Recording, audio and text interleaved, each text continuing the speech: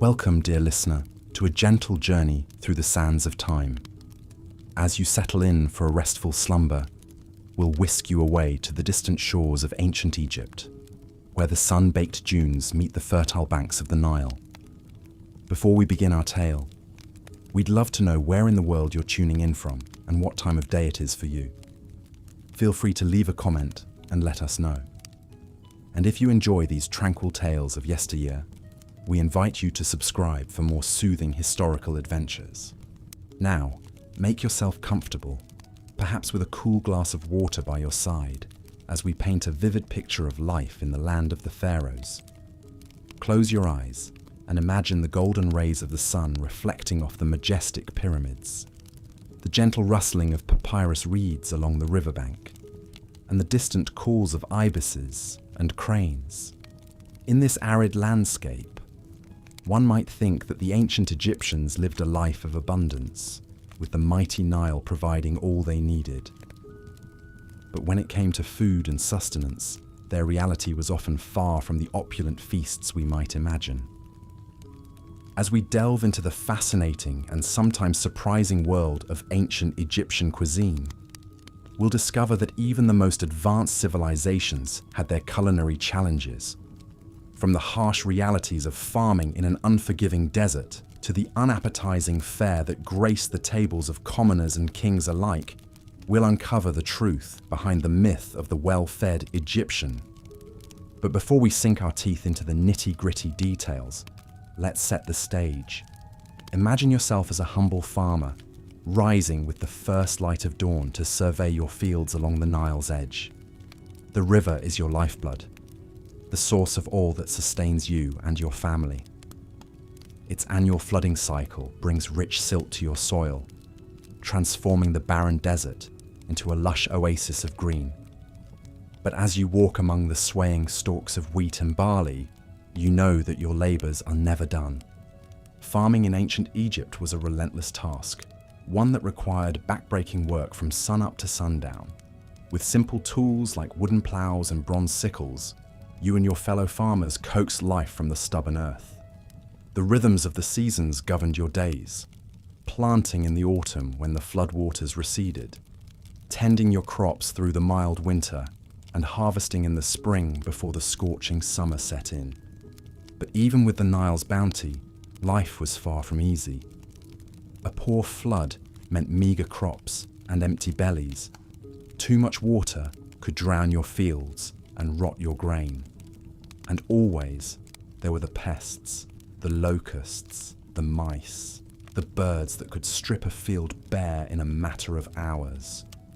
One year, as the harvest approached, a swarm of locusts descended on your village, like a plague from the gods.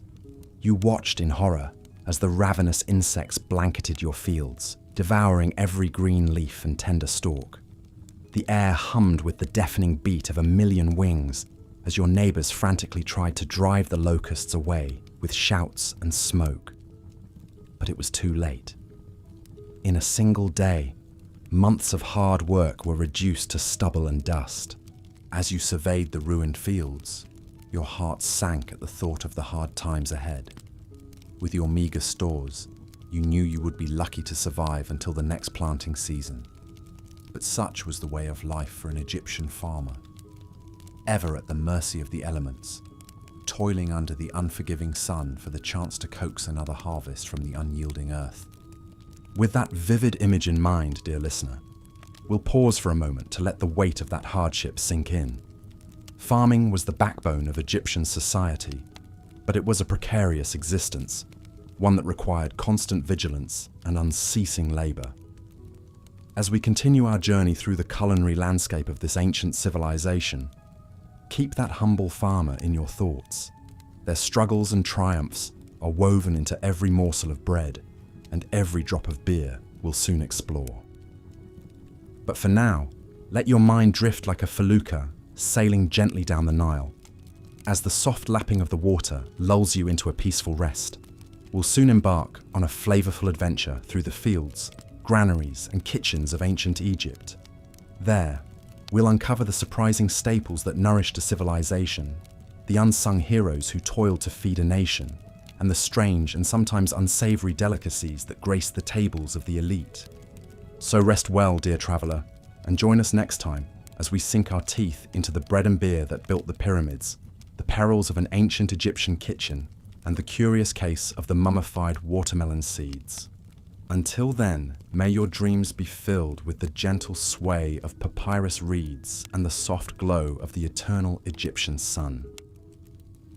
As we prepare to journey further into the tantalizing world of ancient Egyptian cuisine, it's important to understand the foundation upon which their entire food culture was built, the humble duo of bread and beer. These two staples were so integral to everyday life that they were often used as a form of currency, with workers receiving rations of bread and beer as payment for their labor. But before we explore the intricacies of these ancient culinary pillars, let's set the scene once more. Picture yourself wandering through the bustling streets of Memphis, the capital city of the Old Kingdom. The air is thick with the aroma of baking bread, wafting from the numerous bakeries and stalls that line the dusty avenues.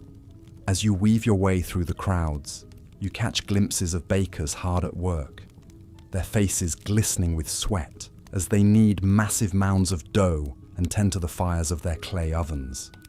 One baker in particular catches your eye, a weathered, wiry man with a determined set to his jaw.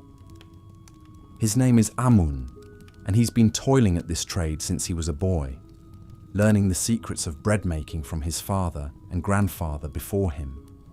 As you watch, Amun shapes a lump of dough into a round loaf, his nimble fingers leaving small indentations on the surface to allow for even baking.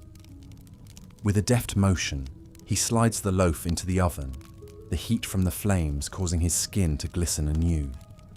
Bread was a sacred art in ancient Egypt, and bakers like Amun were highly respected members of society. They were responsible for producing the food that sustained the entire population, from the lowliest peasant to the mighty pharaoh himself. And with good reason, bread was the cornerstone of the Egyptian diet, consumed at every meal by people of all social classes. But not all bread was created equal. The type of bread you ate depended largely on your status and wealth. The poor subsisted on coarse, dense loaves made from barley, while the middle class enjoyed slightly finer wheat bread. The elite, of course, had access to the most delicate and refined loaves, made from the finest wheat flour and often sweetened with honey, or flavored with spices like cumin and coriander. Despite these variations, all Egyptian bread had one thing in common. It was a far cry from the soft, fluffy loaves we know today. Without leavening agents like yeast, Egyptian bread was flat and dense, more akin to a hearty cracker than a pillowy slice of modern bread. It was also full of impurities, from bits of stone from the grinding process to the occasional insect that found its way into the dough. But to the ancient Egyptians, this humble fare was nothing short of divine. Bread was seen as a gift from the gods, a symbol of life and nourishment. In fact, the hieroglyph for bread was the same as the one for life, underscoring its profound significance in their culture. As the sun begins to set over the bustling streets of Memphis, casting a golden glow over the clay ovens and the bakers who tend them, we'll leave Amun to his labors and turn our attention to the other half of this iconic duo, beer. Like bread, beer was a staple of the Egyptian diet, consumed by everyone from the pharaoh to the lowliest laborer. But this ancient brew was a far cry from the crisp, clear lagers and ales we know today. Egyptian beer was thick and cloudy, full of sediment and debris from the brewing process. It was made from partially baked barley bread, crumbled and mixed with water, and then left to ferment in the hot Egyptian sun. The result was a nutritious, but rather unappetizing beverage, more akin to thin gruel than the refreshing pint we might imagine. It was low in alcohol content, but high in calories and nutrients, making it a valuable source of sustenance for the hard-working people of Egypt. But beer was more than just a foodstuff. It was a social lubricant, a way to bring people together and celebrate life's joys and sorrows. From grand feasts in the pharaoh's palace to humble gatherings in the mud brick homes of the common folk, beer flowed freely, lubricating tongues and lifting spirits. In fact, the Egyptians loved their beer so much that they even had a god dedicated to it, Tenanit, the goddess of beer and childbirth. Her name meant she of the beer, and she was often depicted holding a loaf of bread and a jug of beer, symbolizing the nourishment and life-giving properties of these staples. As the night deepens and the sound of clinking clay cups echoes through the starlit streets, we can almost imagine the laughter and chatter of the ancient Egyptians as they gather to share a meal and a draught of beer. It's a timeless scene, one that reminds us of the enduring power of food and drink to bring people together, even across the vast expanse of time and culture. But as we drift off to sleep, lulled by the gentle murmur of those ancient voices, we must remember that this simple fare was not always a source of joy and comfort. In a world where hunger and scarcity were constant threats, bread and beer were precious commodities, hard-won by the sweat and toil of countless laborers. In our next journey through the culinary landscape of ancient Egypt, we'll explore the harsh realities of food production and distribution in this complex society. From the backbreaking labor of the farmers who coaxed life from the stubborn soil to the artisans who transformed humble grains into divine sustenance, we'll uncover the hidden stories behind the food on the Egyptian table. But for now, dear listener, let yourself be lulled by the gentle bubbling of fermenting beer and the soft crackle of baking bread. As you slip into dreams, imagine yourself as a guest at an Egyptian feast, reclining on soft cushions as servants bring platter after platter of exotic delicacies. The air is thick with the scent of roasting meat, the chatter of happy voices, and the soft strains of harp music. It's a moment of abundance and joy, a fleeting glimpse of the good life in a world that was often harsh and unforgiving. So rest well, dear traveller, and join us again as we continue our journey through the fascinating and often surprising world of ancient Egyptian food. Until then, may your dreams be sweet and your heart be light, buoyed by the enduring spirit of a people who found nourishment and joy in the simplest of things. As we delve deeper into the complex and often precarious world of food in ancient Egypt, it's important to remember that not everyone had access to the same bounty. While the tables of the elite may have groaned under the weight of lavish feasts, the average Egyptian had a much more humble fare, one that was often lacking in variety and nutrition. One of the most striking examples of this disparity can be seen in the consumption of meat. For the vast majority of Egyptians, meat was a rare luxury, reserved for special occasions or religious festivals. Cattle, in particular, were highly valued for their role in agriculture.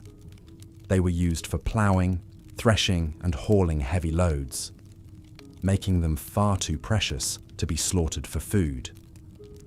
Instead, the main sources of meat for the common folk were goats, sheep, and pigs, which were easier to raise and required less valuable grazing land.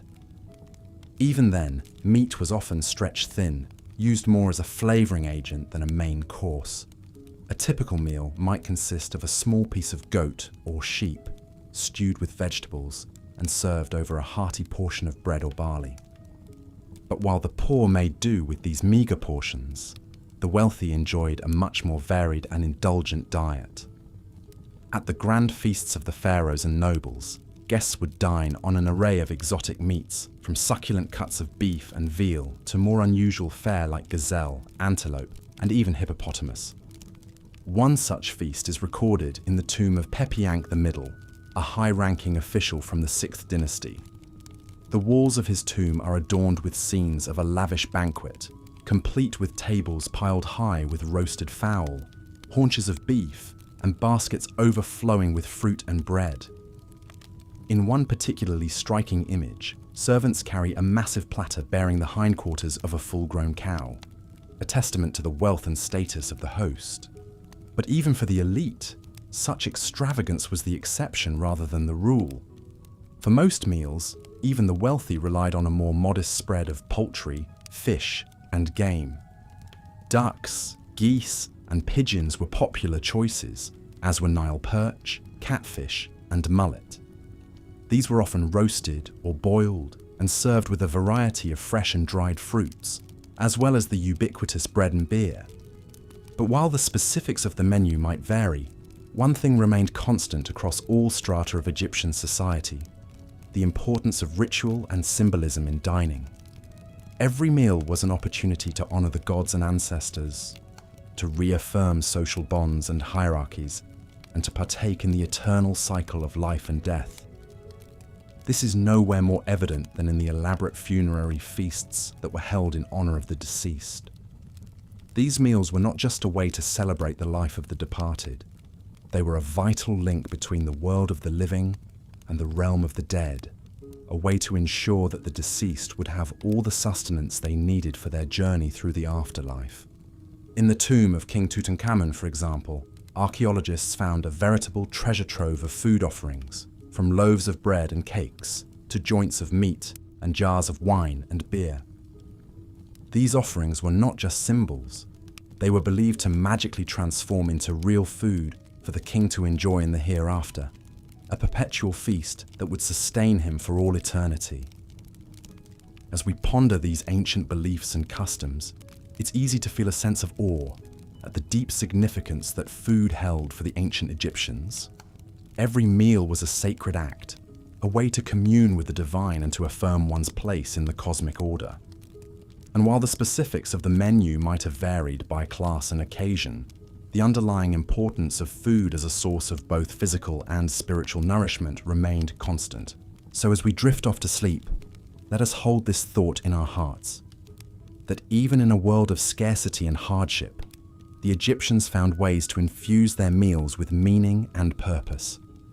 Whether it was a humble bowl of lentil stew or a lavish spread of roasted meats, every bite was a reminder of the preciousness of life, the bounty of the earth, and the eternal cycle of death and rebirth. And as we dream, perhaps we can imagine ourselves as guests at one of these ancient feasts, reclining on soft cushions as the sounds of music and laughter fill the air. The table before us is laden with exotic delicacies: sizzling skewers of gazelle meat, golden loaves of honey-sweetened bread, jugs of cool, dark beer.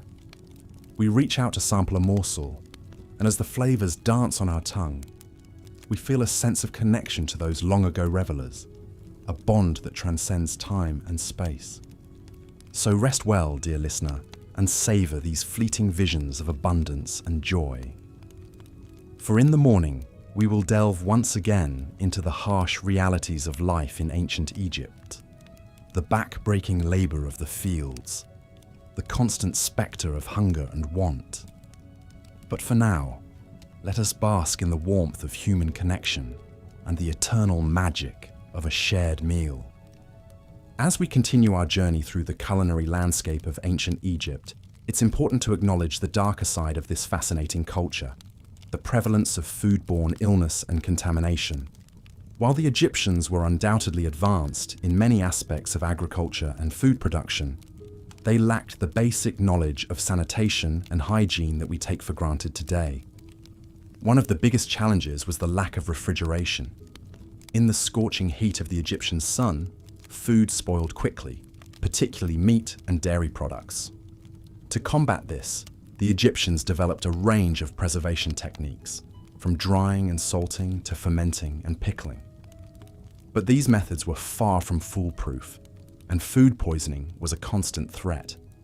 This was particularly true for the wealthy, who had access to a wider range of foods, including raw or undercooked meats. In fact, some scholars believe that the famous mummy of Ramses V shows signs of smallpox, which he may have contracted from contaminated food or water. But it wasn't just the elite who suffered from these culinary perils. Even the humble bread that formed the backbone of the Egyptian diet could be a source of illness: the raw grams. In the grand tombs of the pharaohs, adorned with vibrant hieroglyphics and priceless treasures, you might be surprised to find an unusual burial item: watermelon seeds. Yes, scattered amongst the gilded masks and jeweled amulets, archaeologists have discovered the telltale black teardrop shapes of watermelon seeds in many ancient Egyptian tombs. But why would this humble fruit find its way into the sacred resting places of kings? Did the Egyptians really believe their beloved rulers would sprout a watermelon patch in the afterlife? The answer is lost to the sands of time, but it's a quirky mystery that hints at the complex relationship between food, death, and eternity in the ancient Egyptian worldview. You see, the Egyptians were positively obsessed with sustenance in the afterlife. They believed that to enjoy eternal life, the dead would need to eat and drink just like the living. This concept shaped the very core of Egyptian funerary practices. The painstaking process of mummification was all about preserving the body so it could continue to house the soul and partake in the pleasures of the everlasting. And those posthumous pleasures were no ascetic affair. Oh no, the Egyptian afterlife was imagined as a lush, bountiful paradise where the deceased could feast on the finest delicacies for all eternity. To ensure their kings and queens would never go hungry in the hereafter, the Egyptians packed their tombs with a mind-boggling array of foodstuffs. Imagine being a royal embalmer, carefully placing plump dates, fresh figs and pomegranates into the burial chamber, nestling baskets of purple grapes and ripe melons alongside jars of wine and honey. Slabs of cured meat, loaves of bread shaped like animals, even entire roast geese and oxen were all tucked away to feed the pharaoh's car for eternity.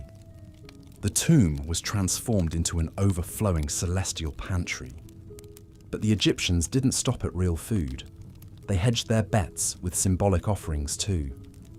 Little wooden models of granaries, butcher shops and bakeries were popular tomb goods, meant to magically spring to life and provide a limitless supply of sustenance in the afterlife. Adorably tiny clay ox figures were buried to till the fields, and wooden dolls of servants placed to wait on the deceased hand and foot and cater to their every culinary whim. Perhaps most charmingly, the Egyptians crafted exquisite little food sculptures out of painted ceramics. Glossy bunches of green onions, plump loaves of bread, cuts of meat complete with gelatin wobble. These artistic morsels were both gorgeous and practical, a sort of permanent food supply that couldn't spoil or get gobbled up by hungry tomb robbers. So the ancient Egyptians were clearly very concerned about their elites staying well fed in the afterlife. But what about the common folk? Did the average Egyptian get to enjoy these eternal picnic baskets too?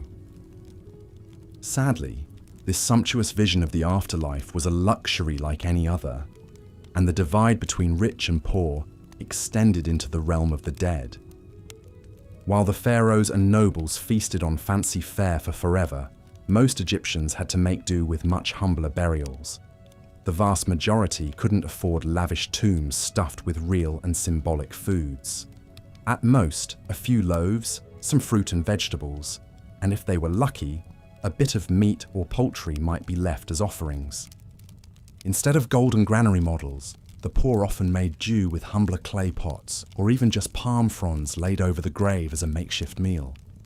Some could only dream of having even these meagre morsels to carry into the afterlife. It was a stark reminder that even in death, access to a varied and plentiful diet was determined by wealth and status. Still, the idea that one would need food and drink for all eternity was so fundamental that even the lowliest burials tried to provide some form of sustenance for the dearly departed. Archaeologists have found graves of the common people with just a shard of a pottery bowl and a few kernels of wheat to symbolize an eternal meal. So, from the glittering tombs of the pharaohs to the simple graves of the peasants, the ancient Egyptians were united in their unshakable belief in the importance of food in the afterlife.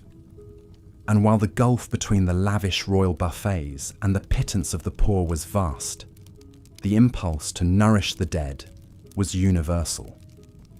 This deep-seated desire to ensure eternal eating may seem quite foreign to us today, but in a way, it's not so different from the customs we still practice when a loved one passes, leaving a favourite candy bar or pack of cigarettes in the casket, raising a toast at the wake, preparing the dishes they loved for a memorial meal. Food is so fundamental to the human experience that it remains inextricably linked with how we grapple with death. The ancient Egyptians took this concept to an extreme, but they were grappling with the same existential questions we still face today. How do we make sense of the great unknowable? How do we maintain our connection to those we've lost?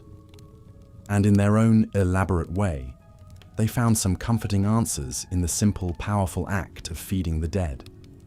By filling their tombs with both real and symbolic foods, the Egyptians assured themselves that their pharaohs, their loved ones, and maybe even themselves would never go hungry in the hereafter. They could face eternity secure in the knowledge that the things that sustained them in life would always be waiting for them in death. And who knows, maybe those oddball offerings like watermelon seeds envisioned a different kind of afterlife, one where the dead could actually grow and harvest their own food in an eternal garden paradise. Or maybe, like so many funerary goods, they served as a sort of idealized representation of the abundance the deceased enjoyed in life and hoped to carry into the beyond. We'll likely never know for sure, but that's part of the enduring fascination of ancient Egyptian funerary cuisine. Those lovingly prepared meals and sculptural morsels, those granary models and baskets of fruit, they offer a tantalizing glimpse into an ancient worldview, both strange and strangely familiar. They remind us of the timeless universal human hunger to understand and embrace the great mystery of what lies beyond.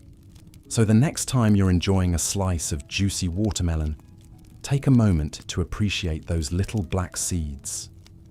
Who knows, you might just be savoring the same taste of eternity that the ancient Egyptians once imagined in the grand tombs of the pharaohs.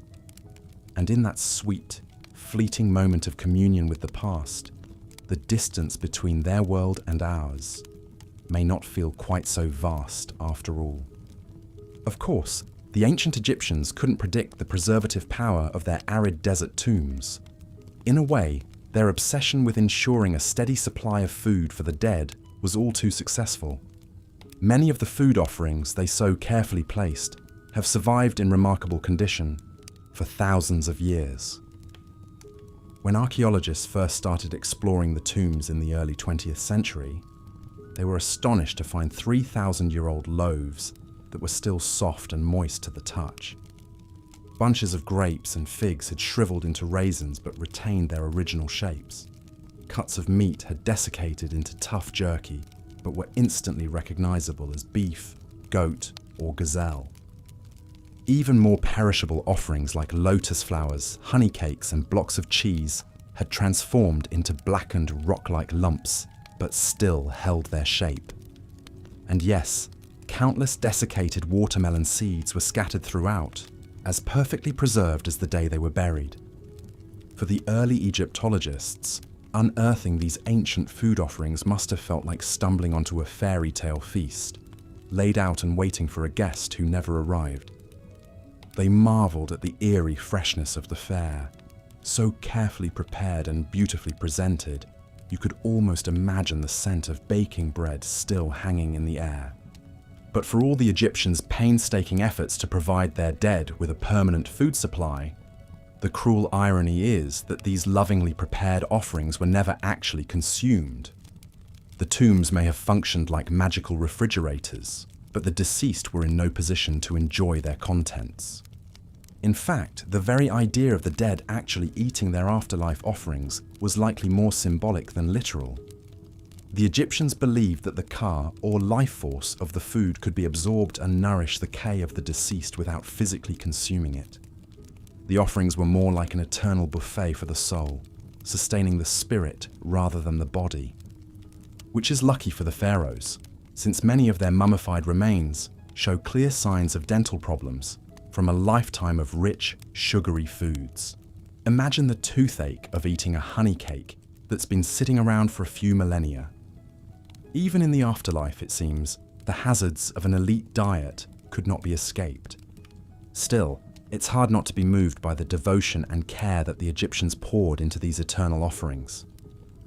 In a world where most people scraped by on the bare minimum, the idea of being able to provide your loved ones with an everlasting abundance of food must have been deeply comforting. And for the pharaohs and nobles who enjoyed the cream of the crop in life, the knowledge that their favorite foods would follow them into death must have eased the sting of mortality. They could close their eyes for the last time, secure in the knowledge that the sweetness of a fig, the savor of a roast goose, the comforting chew of a honey cake would always be waiting for them in the world to come. In the end, maybe that was the real power of these eternal offerings, not to provide any practical sustenance, but to offer a kind of spiritual nourishment, a tangible link between this life and the next. A reminder that the simple pleasures that brought joy in this world would not be lost in the great unknown. And who could blame them for hoping that the afterlife would be a place of endless abundance, free from the hunger and scarcity that so often plagued the living? In a world where food was so frequently a source of stress and hardship, the idea of an eternity where every meal was a magnificent feast must have seemed like the ultimate divine reward. So while we may chuckle at the image of a mummified pharaoh rising to snack on a 3,000-year-old watermelon, it's worth remembering the deeply human hopes and fears that those humble seeds represent. The need to nourish not just the body, but the soul, to find some form of permanence in the face of life's fleeting nature. The Egyptians may have gone to extraordinary lengths to secure their eternal picnic baskets, but the desire to carry the sweetness of life into the shadow of death is one that still resonates across the ages. And in the end, is it really so strange to hope that the things that brought us comfort and joy in this world might somehow follow us into the next? After all, if there is an afterlife waiting for us beyond the veil, who wouldn't want it to come with a side of honey cakes and ripe figs?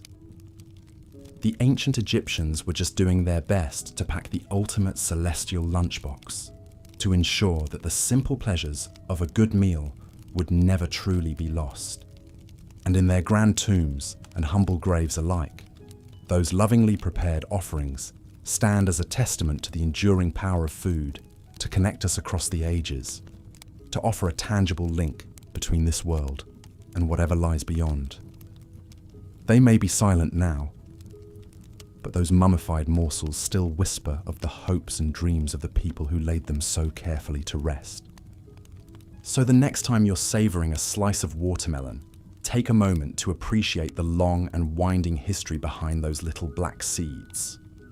Who knows, you might just be sharing a tiny taste of eternity, a fleeting connection to the ancient Egyptians who once dreamed of an afterlife where the sweetness of life would never fade away. And in that brief moment of communion, across the vast expanse of time and culture that separates us, the distance between their world and ours may not feel quite so great after all. We are all, in the end, just doing our best to find some form of nourishment that will sustain us through this life and whatever lies beyond. The ancient Egyptians may have gone about it in their own unique and elaborate way, but the impulse to feed the ones we love, in this world and the next, is one that still pulses through the human heart. And whether it's a grand tomb feast or a simple graveside offering, that act of eternal nurturing remains a powerful symbol of the unbreakable bonds of love and remembrance. As the old saying goes, the way to a man's heart is through his stomach. Perhaps the ancient Egyptians understood that the way to the soul's eternal contentment was through the stomach as well. And in their lovingly prepared offerings, they left us a poignant reminder of the comfort and meaning we can find in even the simplest acts of sustenance. So let us raise a metaphorical glass to the ancient Egyptians and their eternal picnic baskets. may we all be so lucky as to have someone who cares enough to pack us a lunch for the great beyond.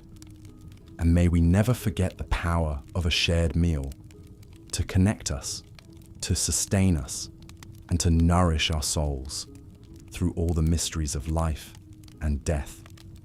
In the end, perhaps that is the greatest lesson we can learn from the food of the pharaohs, that no matter how much the world may change, no matter how vast the gulf of time and culture that separates us, the basic human need for sustenance, for connection, for comfort in the face of the unknown endures. And whether it's a humble loaf of bread or a sumptuous feast fit for a king, the act of feeding and being fed remains one of the most powerful ways we have to express our love, our care, our hope for eternal togetherness. So the next time you sit down to a meal, take a moment to savor not just the flavors on your tongue, but the deeper meaning behind each bite. The ways in which food connects us to each other, to our pasts, to our hopes for the future. And if you should find a stray watermelon seed, consider setting it aside. Who knows? It may just be your own little piece of eternity, a tiny symbol of the unending abundance we all hunger for in this life and the next. The ancient Egyptians may have been a bit extreme in their picnic planning for the afterlife, but they understood better than most the profound link between food and forever. And in their grand tombs and simple graves alike, they left us a reminder that even the most humble meal can be a sacred thing when it's offered with love. So let us all take a page from their eternal cookbook and remember to nourish not just our bodies, but our souls. To feed each other with compassion, with care, with the hope of a shared eternity where hunger has no place.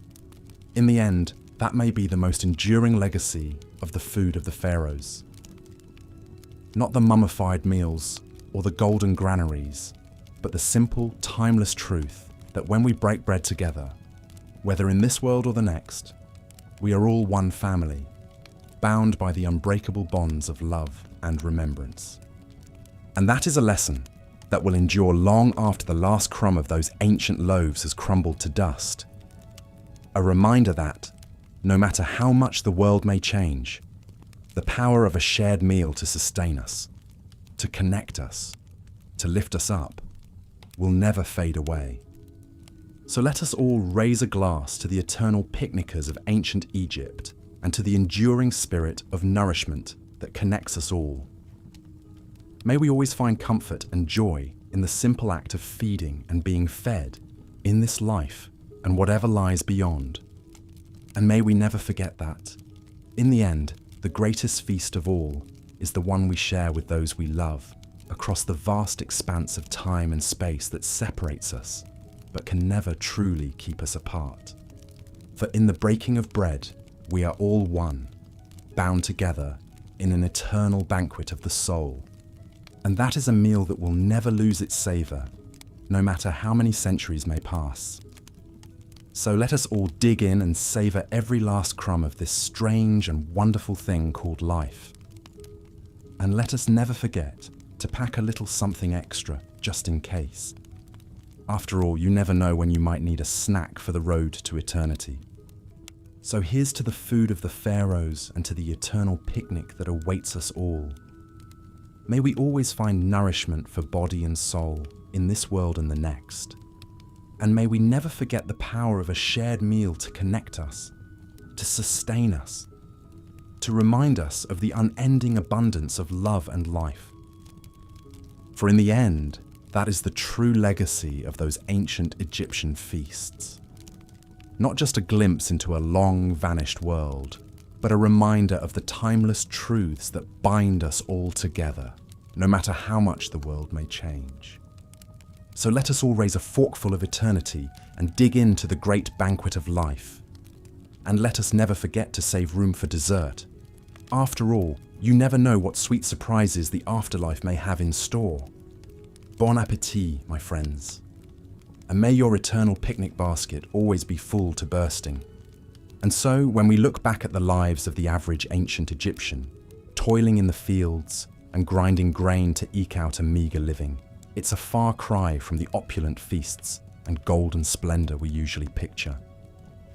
The ancient Egyptian diet was, in many ways, a story of scarcity, inequality, and constant threat of famine. While the elites dined on roast fowl, cakes sweetened with honey, and jars of wine, the common people subsisted mainly on bread, vegetables, and beer. Meat was a rare luxury, usually only eaten on special occasions or as part of religious ceremonies.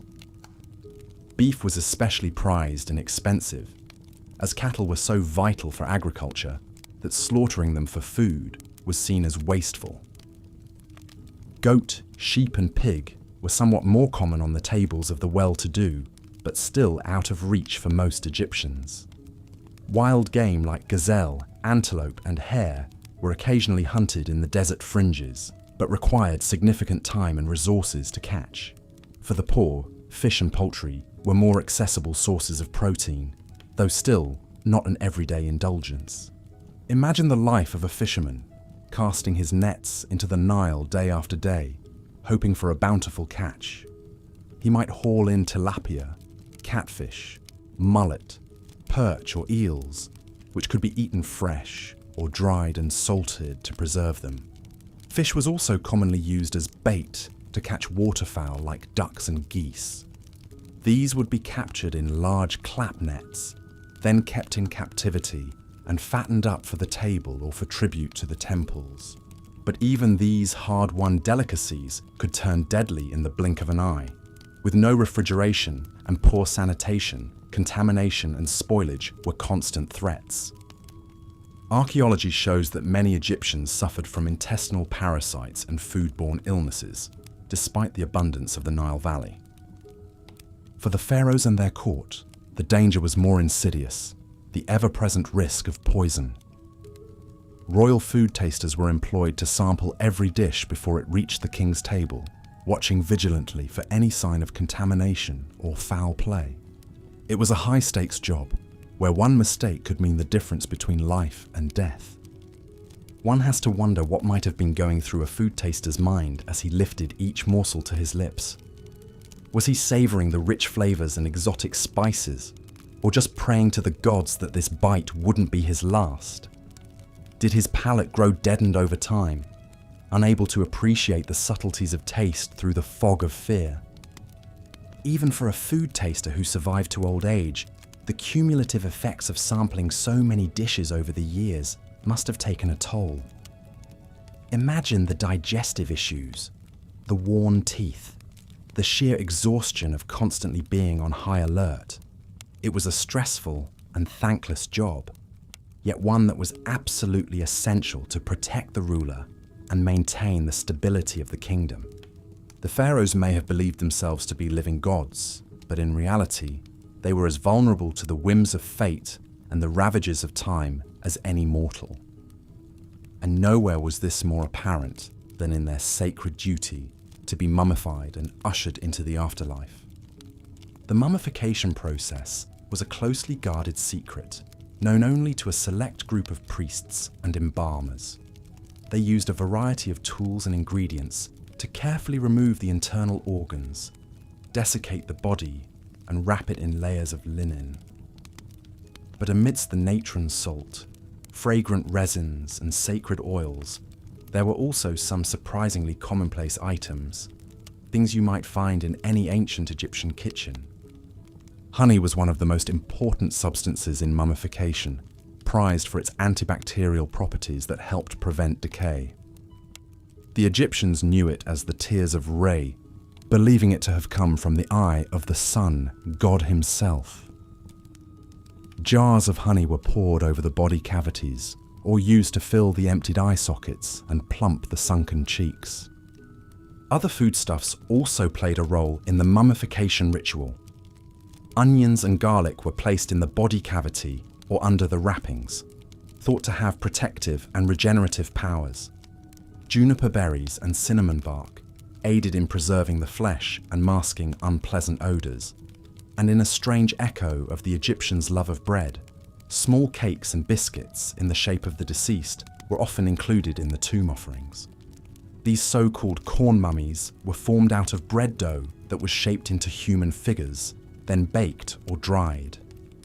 They were buried alongside the mummy as a symbolic double, ensuring that the deceased would have a backup body in case their original one was damaged.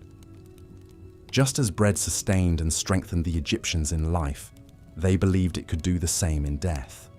But perhaps the most mysterious and intriguing food item found in many Egyptian tombs is one that seems oddly out of place: watermelon seeds.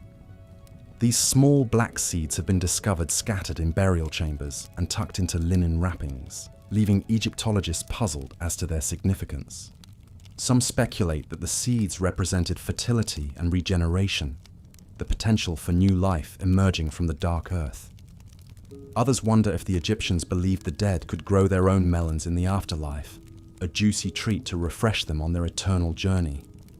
Or maybe the seeds were simply a reminder of the simple pleasures of the earthly realm, a nostalgia for the taste of crisp watermelon on a hot desert day. We may never know for certain the true meaning behind these enigmatic watermelon seeds, but their presence in the tombs speaks to the deep and abiding connection the ancient Egyptians felt between food, death, and the divine. In a world where scarcity and uncertainty were ever present, the promise of nourishment and abundance in the afterlife was a powerful comfort. And so, as we tuck ourselves in for the night, let us dream of golden fields of wheat along the Nile, of the sweet aroma of freshly baked bread, of the cool kiss of beer on a parched throat. Let us remember the resilience and ingenuity of the ancient Egyptians, who coaxed life from the desert sands and built an enduring civilization on the bounty of the river. And if, in our dreams, we find ourselves wandering through the torchlit halls of a pharaoh's tomb, don't be alarmed if you spot a little pile of watermelon seeds nestled amongst the treasures. Just smile knowingly and tip your hat to the mysteries of the ancient world. Then drift off to sleep, lulled by the gentle whispers of history, the eternal ebb and flow of the Nile. You're right, having just caught a glimpse of daily life through the eyes of an ancient Egyptian farmer and baker, we now turn to take a closer look at the staple crops and foods that sustained this great civilization for millennia, as well as some of the challenges and surprises they encountered along the way. As the annual flood waters of the Nile receded each year, it was time to plant the mainstay of the Egyptian diet: wheat and barley. Imagine vast fields stretching out across the floodplain. Workers bent double to scatter seed by hand under the watchful eye of an overseer. The humble grains they grew would be transformed into the twin pillars of Egyptian cuisine: bread and beer. Bread was the cornerstone, the staff of life, consumed by king and commoner alike. The coarse, flat barley loaves of the poor would have been a far cry from the refined wheat cakes and pastries enjoyed by the elite, but all depended on the skill of Egypt's bakers.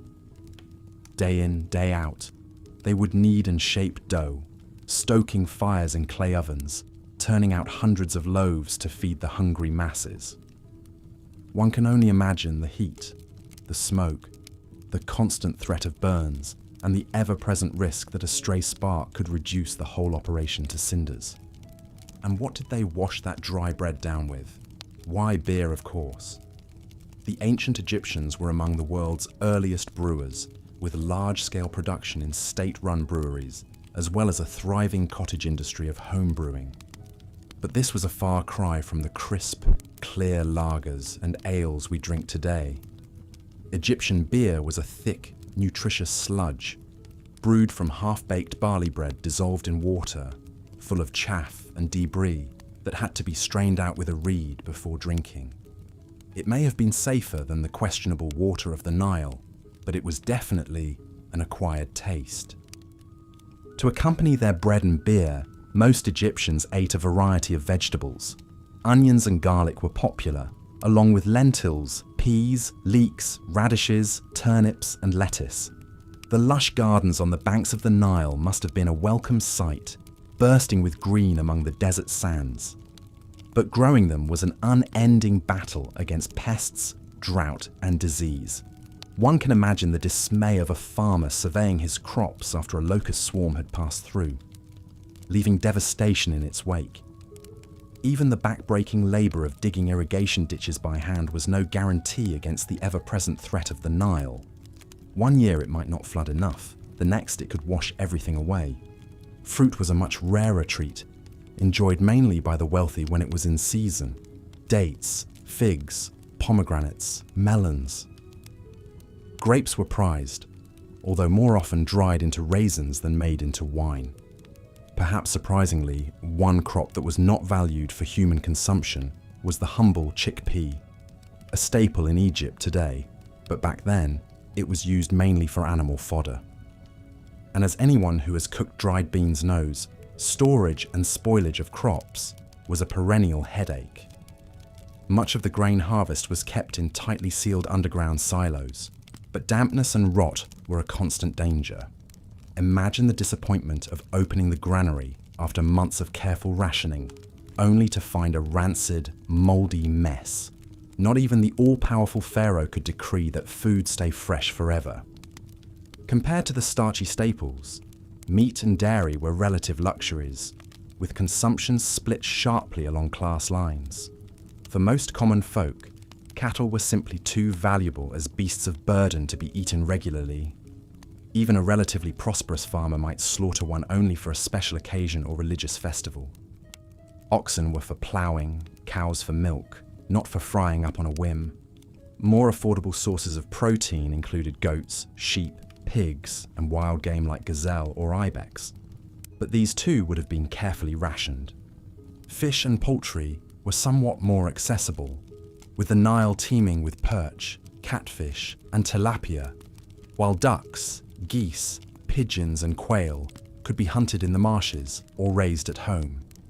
But they were still not an everyday indulgence for most. Imagine the excitement in a poor family's household when the father returned from a fishing trip with a good-sized catch, a welcome break from the daily grind of bread and vegetables.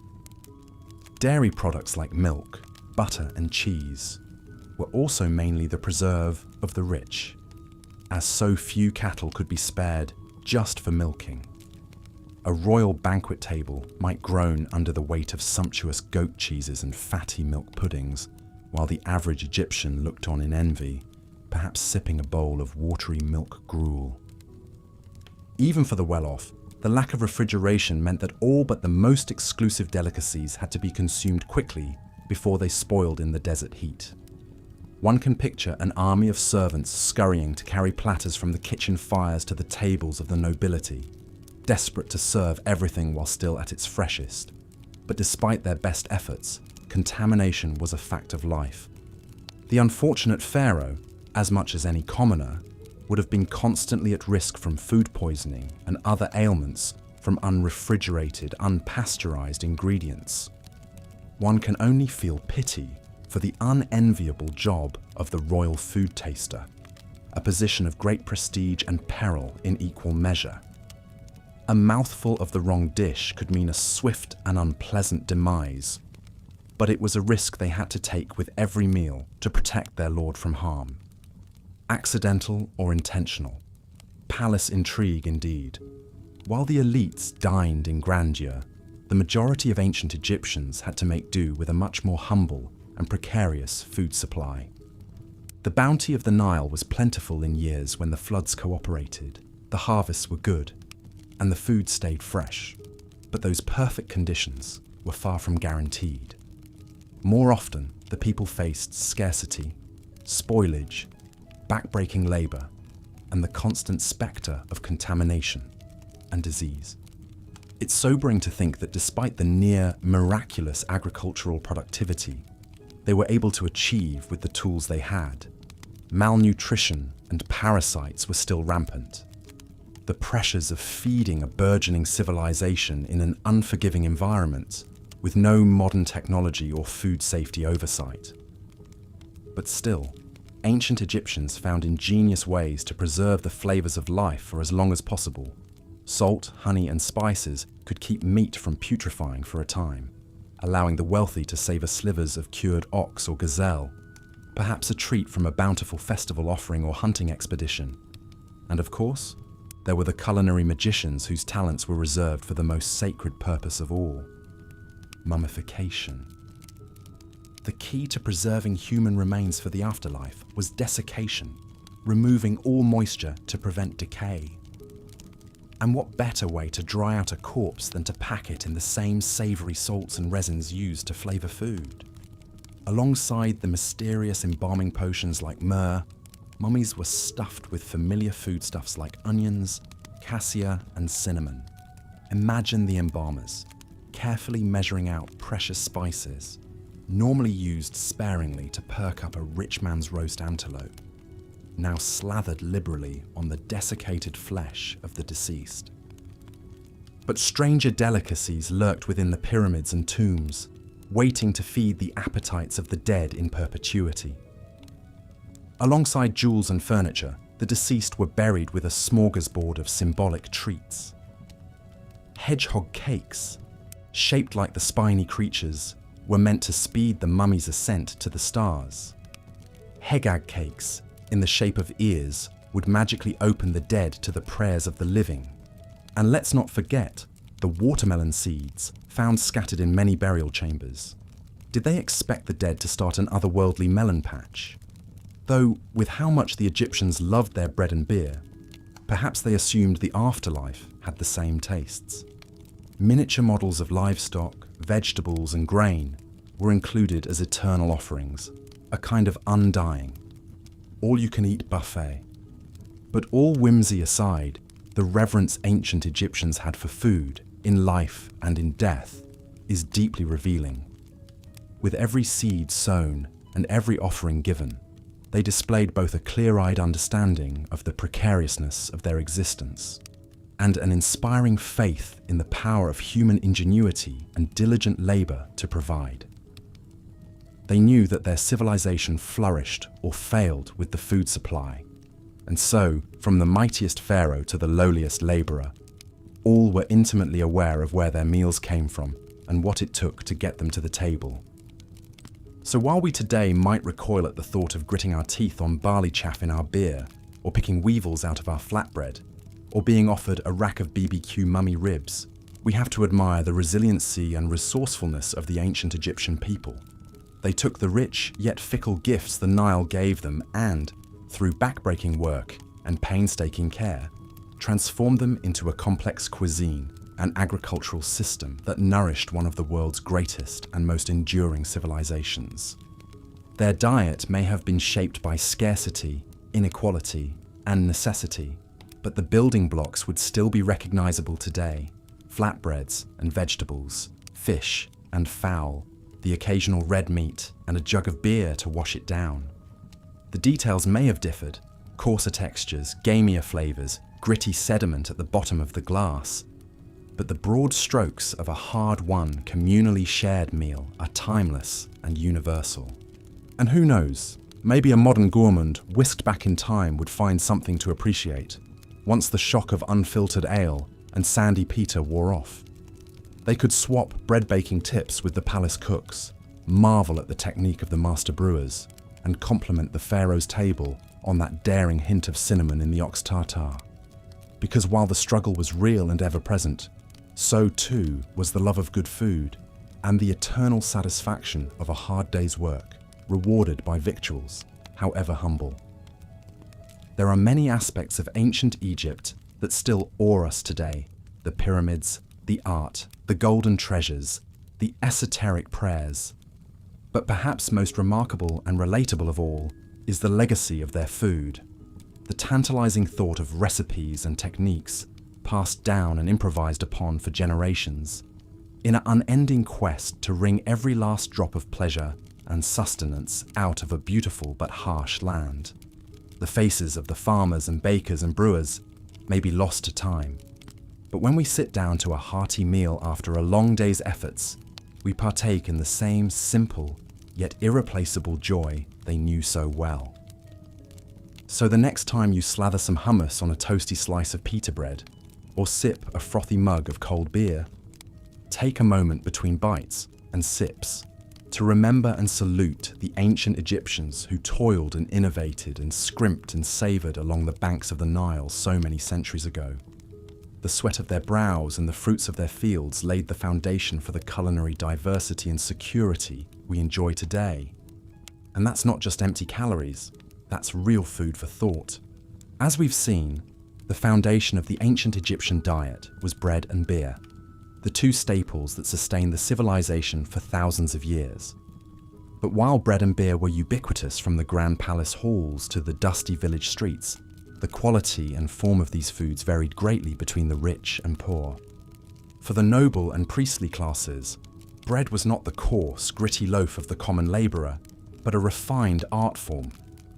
The bread served in the homes of the elite was made from finely sifted wheat flour, yielding a soft, fluffy texture. These high-status loaves were often enriched with additions like dates, honey, sesame seeds, or lotus flower, creating a range of flavours and nutritional profiles. The shapes, too, were more elaborate. The upper crust dined on delicate palm frond rolls, crisp horseshoe loaves, swirled braids, and even sculpted figures of animals and gods.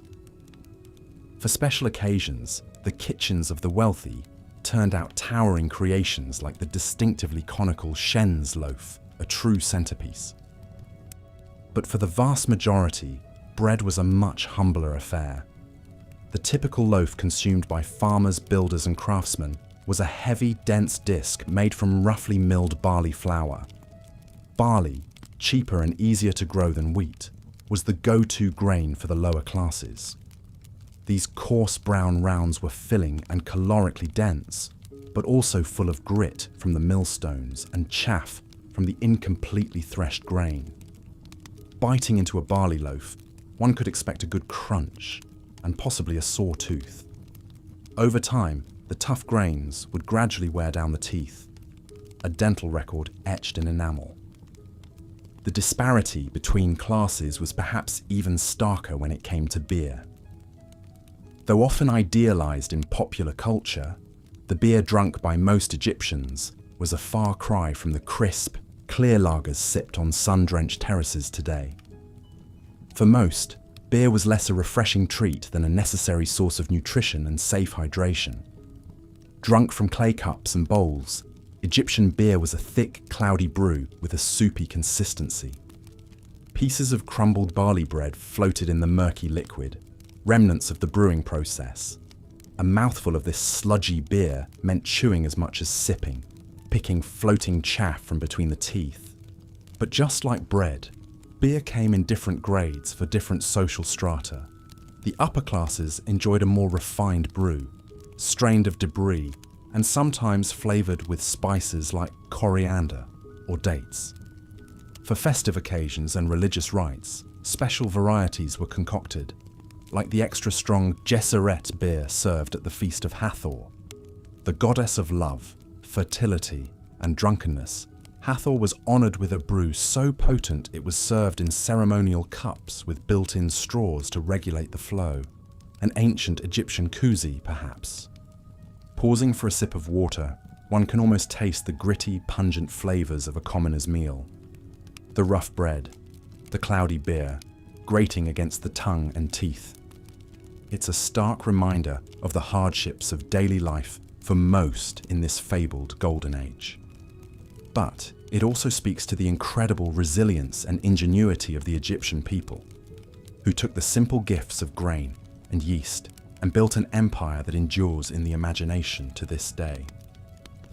As the sun beats down on the sandy banks of the Nile, let us turn our gaze now from the dusty fields and smoky hearths to the glittering court of the pharaoh. For if the diet of the common Egyptian was a study in scarcity and subsistence, the royal table was a cornucopia of delicacies, meats, sweets, exotic fruits, and lavish dishes fit for a god on earth. The culinary gulf between ruler and ruled was as vast as the sacred river itself. Continue from here. The pharaoh's palace was a world apart from the simple mud brick abodes of the common folk. Here, food was not just sustenance, but a symbol of power, a display of wealth and status. The kitchens of the royal residence hummed with activity from dawn to dusk. Teams of skilled cooks and servers preparing elaborate meals to tantalize the royal taste buds. Roasted meats were a mainstay of the pharaonic diet, a luxury rarely enjoyed by the lower classes. Succulent cuts of beef, tender lamb, roasted fowl, these were the hallmarks of the royal table. Unlike the common people who relied on hardy goats and sheep, the palace had access to prime cattle, fattened on the lush marshes of the Nile Delta. These pampered beasts were slaughtered specifically for the pharaoh's pleasure, their choicest cuts seasoned with precious spices like cumin, coriander, and mustard seed. Wild game, too, found its way onto the royal menu.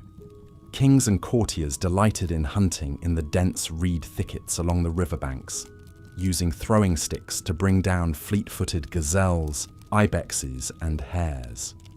These prized catches were then turned over to the palace kitchens, where they were slow roasted and served with rich sauces and garnishes.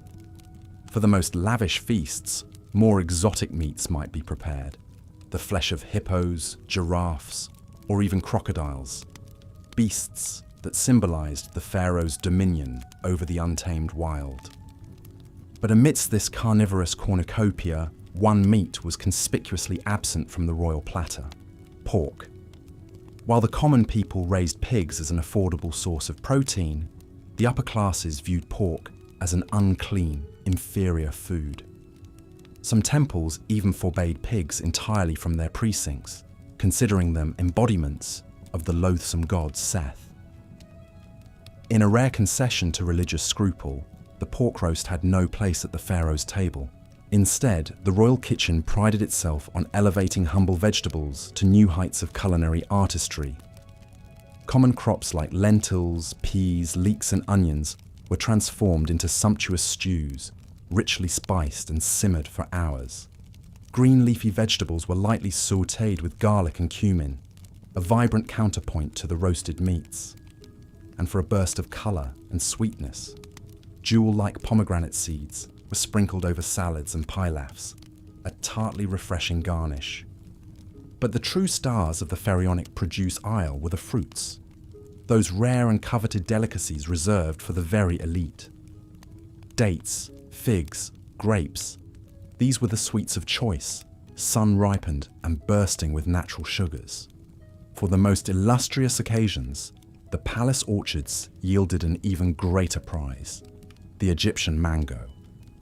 A far cry from the fibrous Indian import of today, this large, luscious fruit was a true royal indulgence, its sunset-hued flesh prized for its ambrosial flavour. As the light fades and the kitchen fires dim, one can almost see the pharaoh reclining on his gilded couch, a platter of choice morsels at his fingertips. Licking the last traces of honey from his lips, he may spare a moment's thought for the many hands that toiled to bring such bounty to his table. The farmers, the hunters, the cooks and servers. But such musings are fleeting, for the business of kingship calls. There are tributes to count, monuments to plan, a realm to rule, all fueled by the divine sustenance of the royal repast. But even the mighty pharaoh was not immune to the spectre that haunted every Egyptian table, high and low alike, the ever-present threat of contamination and foodborne illness. For in a world without refrigeration, where the very Nile that gave life could also harbour death, every meal was a gamble, a roll of the microbial dice. Continue from here. The glimmering waters of the Nile, the lifeblood of Egyptian civilization, harboured a hidden menace. While the river's annual floods brought fertile silt to the fields, they also carried less savoury cargo: bacteria, parasites, and other invisible threats that could turn a simple meal into a game of gastric roulette. Even in the grand halls of the pharaoh's palace, food safety was a constant concern. With no means of refrigeration, perishable foods like meat, dairy, and fish spoiled rapidly in the intense heat of the Egyptian sun. A cut of beef, fresh and juicy in the morning, could turn rancid and rank by noon. Milk, left out in the open air, quickly curdled and soured, breeding harmful bacteria. And fish, the staple protein of the Nile Delta, was notoriously quick to spoil, its delicate flesh breaking down into a slimy, malodorous mess. To combat these ever-present dangers, the pharaonic kitchens employed a range of preservation techniques. Meats were salted, dried or smoked to extend their shelf life, transforming them into jerky-like strips or cured sausages. Fruits were dried in the sun, concentrating their sugars into chewy, candy-like morsels. And while the art of fermentation was still in its infancy, there is evidence that the Egyptians used early forms of pickling and brining to keep vegetables edible for longer periods. But even with these precautions, foodborne illness was a fact of life in ancient Egypt. The archaeological record is rife with evidence of parasitic infections, dysentery, and other gastrointestinal maladies. Even the mummies of the elite, carefully preserved for eternity, often show signs of chronic digestive issues, a final, silent testament to the perils of the Egyptian diet. Perhaps no one was more acutely aware of these dangers than the pharaoh's food taster. This unsung hero of the royal court held a position of great responsibility and even greater risk.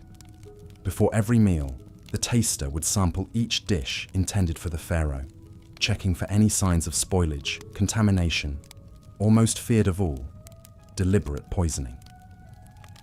It was a tense and thankless task. With each bite, the taster put their own life on the line, never knowing if the next morsel might be their last. They had to be constantly on guard, attuned to the subtlest changes in taste, texture, and aroma that might signal danger. A slightly sour note in the milk, a whiff of fermentation in the wine, a bitter aftertaste in the bread. Any of these could be the harbinger of a deadly dose. And the stakes could not be higher. The pharaoh, after all, was not just a king, but a living god, the earthly embodiment of the great deity Horus. To allow harm to come to him was not just a failure of duty, but a cosmic catastrophe, a tear in the very fabric of Ma'at, the sacred order that held the universe together. So the taster tasted, day after day, meal after meal, putting their faith in their own senses and in the benevolence of the gods. It was a life of constant vigilance and unrelenting pressure, a daily dance with death in service to the divine. As the taster takes a final, tentative bite and nods to the pharaoh that the meal is safe, one can only imagine the mix of relief and dread that must have coursed through their veins. For in a world where even the food of the gods could turn deadly in an instant, no morsel was too small to be fraught with danger and import. But amidst all the perils and precautions of the Egyptian table, there was one food that stood apart. A substance so precious, so imbued with sacred significance, that it transcended the bounds of mere sustenance. For in honey, the Egyptians found not just sweetness, but a taste of immortality itself. Continue from here. In the ancient Egyptian worldview, the line between food and medicine, nourishment and magic was blurred, and no substance blurred that line more tantalizingly than honey. This golden nectar, harvested from the humming hives that dotted the Nile Valley, was prized not just for its sweetness, but for its myriad mystical and medicinal properties. In the Egyptian pantheon, honey was the tears of the sun, god Ra, fallen to earth to bless and sustain his mortal children. It was a divine elixir, a distillation of pure, celestial essence in sticky, shimmering form.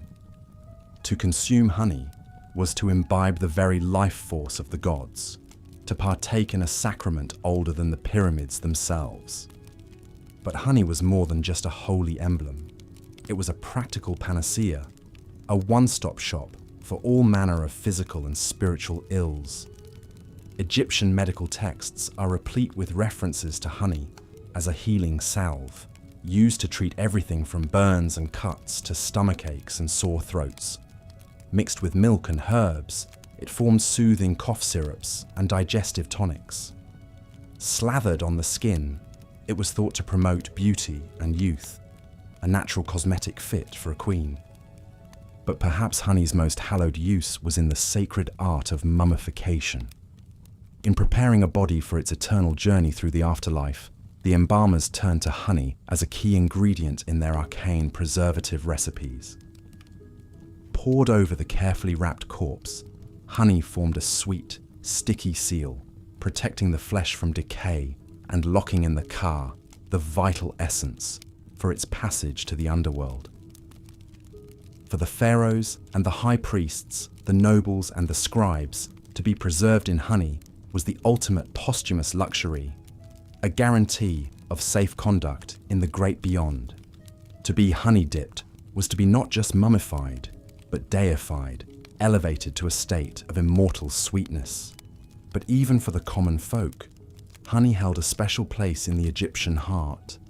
In a world of scarcity and subsistence, where sweetness was a rare and fleeting pleasure, a finger lick of honey was a taste of pure joy, a momentary reprieve from the harsh realities of life on the Nile. Drizzled over bread, stirred into beer, or savoured straight from the comb, honey was a reminder that even in the bleakest of times, there was still beauty and bounty to be found. As the last rays of the setting sun glint off the honey pots in the palace larder, one can almost hear the whispered prayers of gratitude, the murmured blessings for the golden gift of the bee. For in this land of sand and sun, where life itself hung in a delicate balance, honey was more than just a food. It was a talisman, a promise, a sweet foretaste of eternity. And so, we come to the end of our journey through the cuisine of ancient Egypt. A journey that has taken us from the humble hearths of the farmer to the lavish tables of the pharaoh, from the gritty gruel of the labourer to the honeyed heights of the hereafter.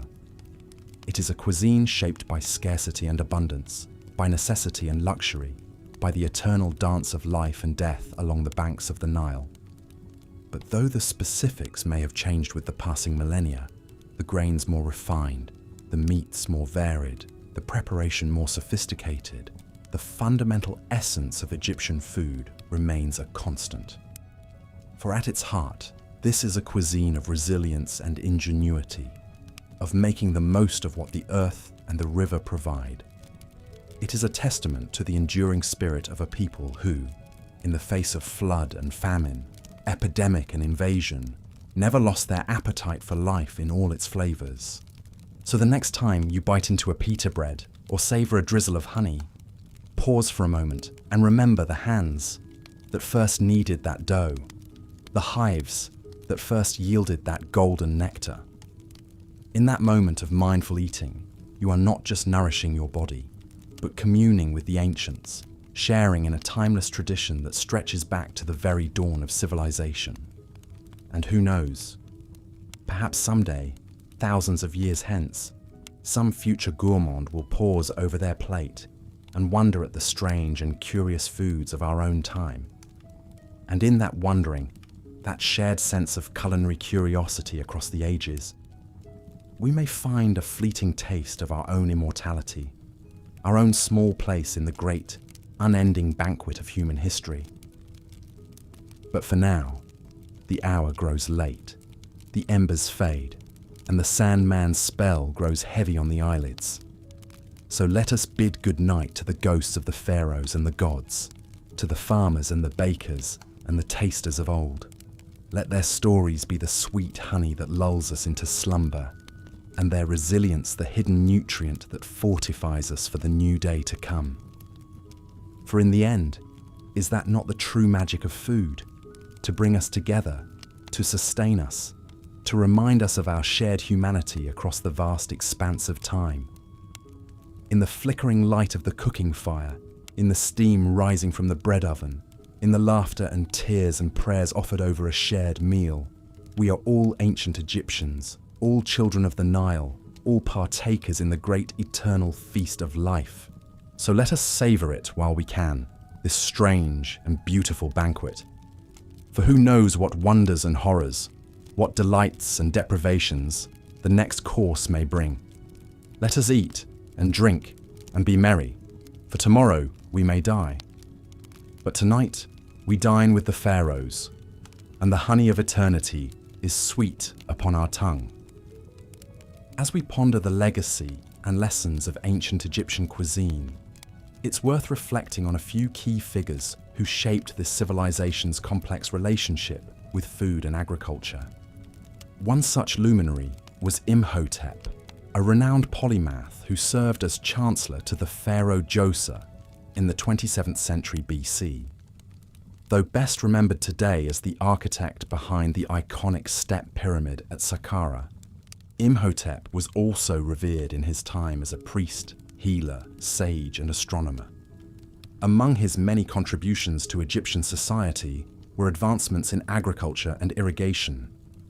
Imhotep is credited with designing innovative water management systems that harness the power of the Nile's annual floods. By developing a network of canals, dikes, and basins, he enabled farmers to better control the flow of water to their fields, boosting crop yields and reducing the risk of famine. Imhotep also promoted the use of more advanced farming tools like the ox-drawn plough, which allowed Egyptians to cultivate larger tracts of land with less backbreaking labour. He even invented an early form of the shadoof, a long pole with a bucket on one end and a counterweight on the other, used to manually lift water from the Nile for irrigation. These technologies would remain a cornerstone of Egyptian agriculture for thousands of years to come. Beyond his engineering feats, Imhotep was also a medical pioneer who wrote some of the earliest surviving treatises on healing and hygiene. The Edwin Smith Papyrus, dating back to 1600 BC, but thought to be based on Imhotep's earlier writings, contains detailed anatomical descriptions, diagnostic instructions, and treatment recommendations for various injuries and ailments. Notably, it includes advice on setting broken bones, stitching wounds, and even performing rudimentary brain surgery. While the papyrus doesn't delve too deeply into matters of diet, it does recognize the importance of nutrition in maintaining health and warding off disease. Imhotep and other ancient Egyptian physicians believed that foods had specific healing properties and could be prescribed to treat certain conditions. For example, honey was used as an antibacterial salve for cuts and burns, while garlic was thought to boost vitality and ward off infections. In fact, medical papyri from the time of Imhotep are some of our best sources of information about ancient Egyptian cuisine. They describe a wide array of foods and drinks, from staples like bread and beer to more exotic fare like wild game, spices, and imported delicacies.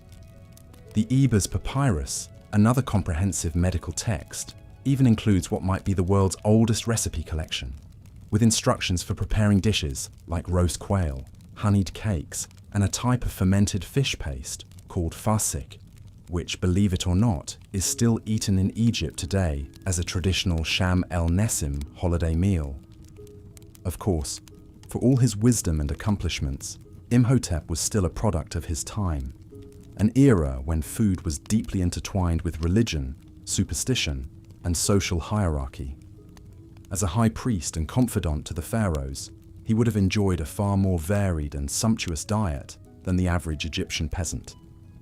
Unlike many of his contemporaries, Imhotep likely believed in the magical properties of certain foods and their ability to sustain the dead in the afterlife.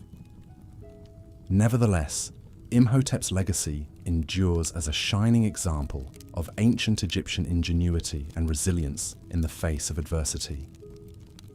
His innovations in agriculture, medicine, and architecture laid the foundation for one of the world's greatest civilizations to flourish along the banks of the Nile. And while the average Egyptian's diet may have been far from glamorous, it was thanks in part to visionaries like Imhotep that they were able to eke out an existence in such an unforgiving environment.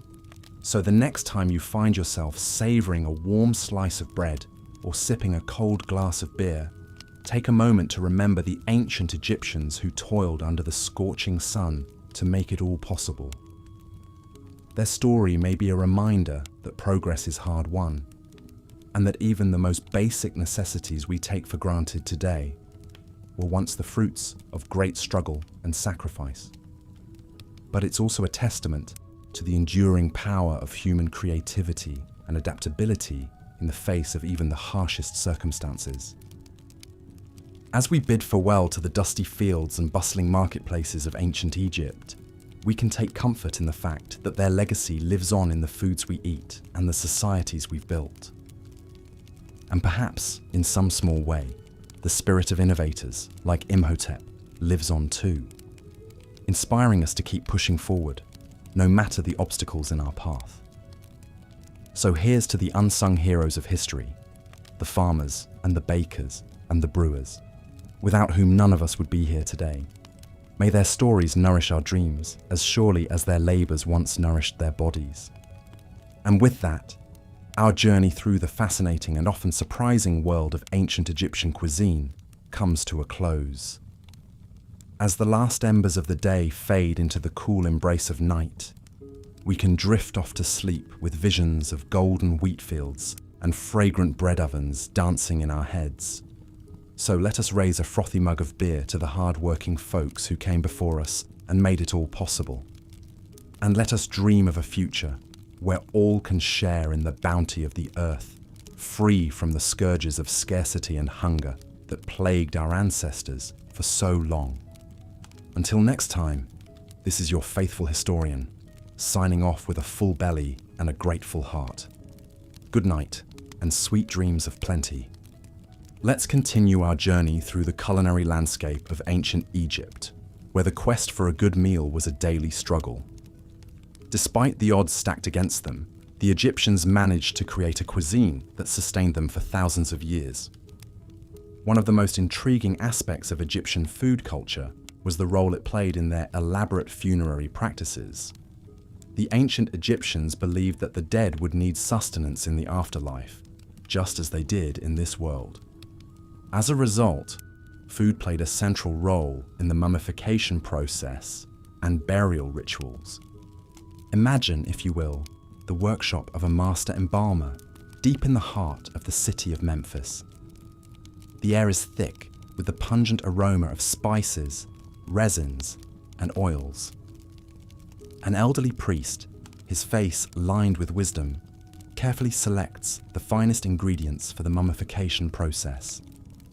He reaches for a jar of honey, prized for its antibacterial properties and its ability to preserve the body. Next, he chooses a sack of natron, a naturally occurring salt that will be used to dry out the corpse and prevent decay. As the priest works, he recites prayers and incantations, invoking the protection of the gods for the journey ahead. He carefully packs the body cavity with linen bags filled with sawdust, spices, and other aromatic substances. These will not only help to preserve the body, but also to mask the odours of decomposition. But the use of food in funerary rites didn't stop at mummification. The tombs of the wealthy and powerful were often stocked with an astonishing array of food offerings intended to provide the deceased with a veritable feast in the afterlife.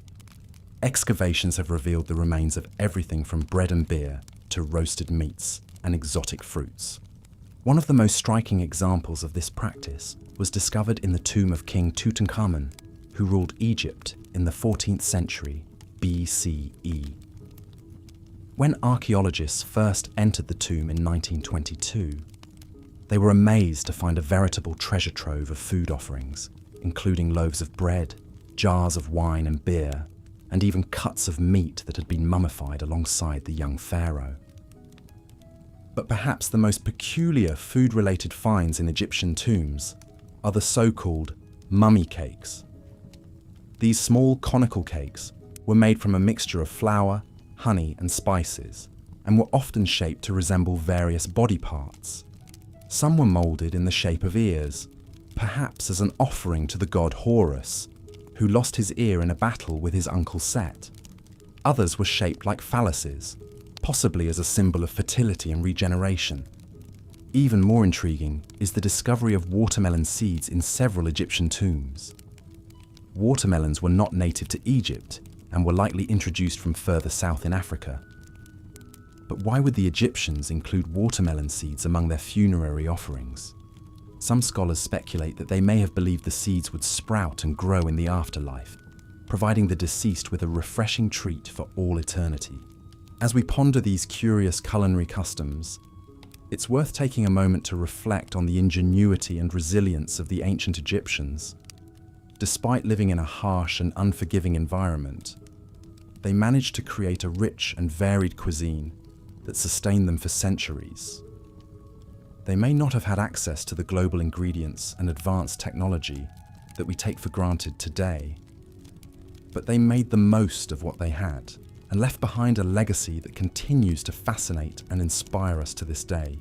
So the next time you sit down to a meal, take a moment to savor the flavors and textures and to appreciate the long and winding road that our food has traveled to reach our plates. From the banks of the Nile to the kitchens of today, the story of food is the story of human civilization itself, a tale of creativity, adaptation, and enduring spirit in the face of adversity. And who knows, maybe someday, thousands of years from now, archaeologists will uncover the remains of our own culinary culture and marvel at the strange and wondrous foods we left behind. One thing is for certain: the ancient Egyptians would surely be amused by our obsession with avocado toast and pumpkin spice lattes. But for now, let us bid farewell to the land of the pharaohs and their curious cuisine. May their legacy continue to nourish and inspire us as we navigate the challenges and delights of our own food landscape. And may we always remember that, no matter how much things change, the simple joy of breaking bread with loved ones remains a timeless and universal pleasure. So go ahead and let yourself drift off to sleep, dreaming of a time when bread was beer and watermelons grew in the afterlife. Who knows what culinary adventures await us in the great beyond? But one thing is for sure: the ancient Egyptians will be there to welcome us with open arms and a hearty meal. Good night, and sweet dreams of honey cakes and mummified meats. As the scorching sun beat down on the banks of the Nile, an ancient Egyptian farmer wiped the sweat from his brow and surveyed his fields with a mix of hope and trepidation. Like his father and grandfather before him, his life revolved around the fickle flow of the great river, the lifeblood that transformed barren desert into bountiful farmland.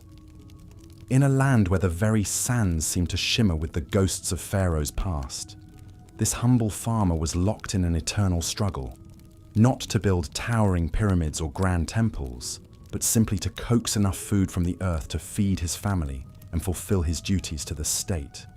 With a sigh, he hefted his primitive tools, little more than a wooden hoe and a bronze-tipped plough, and began the back-breaking work of tilling the soil.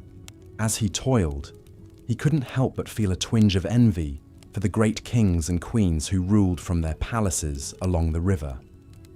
For them, food was not a daily worry, but an extravagant luxury, with the finest delicacies laid out in lavish banquets. He had heard tales of the royal kitchens, where scores of servants laboured to prepare exotic dishes like roasted gazelle, spit-roasted ox, and rare fruits and spices from distant lands. But for the common people, the story of food in ancient Egypt was one of scarcity, monotony, and endless labour. The farmer and his family subsisted mainly on a humble diet of bread and beer, the twin pillars that propped up the kingdom. Bread, coarse and gritty, was the first and last thing most Egyptians ate each day, from the lowliest peasants to the scribes and artisans. Baking was a serious business, with large state-run bakeries churning out thousands of loaves to feed the armies of workers who built the monuments and kept the kingdom running. The farmer's wife often spent hours each day grinding grain and kneading dough, her hands chapped and raw from the constant work. The bread was washed down with beer, the other ubiquitous staple of Egyptian life. Despite what many people think today, ancient Egyptian beer was a far cry from the crisp, clear brews we enjoy in modern times. It was a thick, nutritious sludge, full of chaff and debris from the brewing process. Making it was a labor-intensive task that fell mostly to the women, who had to half-bake loaves of barley bread, crumble them into vats of water, and allow the mixture to ferment in the baking sun. The resulting brew was lumpy and tasted vaguely of bread crusts. But it was safer to drink than the often polluted Nile water, and provided much-needed calories and nutrients. Every morning, the farmer collected his daily rations of this liquid bread before heading out to the fields, sipping it throughout the day to stave off hunger and thirst under the merciless sun. Vegetables like onions, leeks, and garlic added some variety to the monotonous fare, along with lentils, peas, and the occasional fish hauled from the Nile's muddy waters. The farmer always looked forward to the end of the inundation season, when the floodwaters receded and revealed fields of wild greens and herbs to gather. His children would race along the banks, plucking handfuls of plump figs and dates from the trees that sprang up in the fertile silt. But such treats were all too rare, and the spectre of hunger was never far away. A poor flood meant meagre crops and empty bellies, while a heavy one could wash away the fields entirely, along with the mud brick houses of the villagers. And even in good years, the harvest was constantly imperiled by pests and blights, from locusts that descended in voracious clouds to the dreaded Nile goose that could strip a field of grain in hours.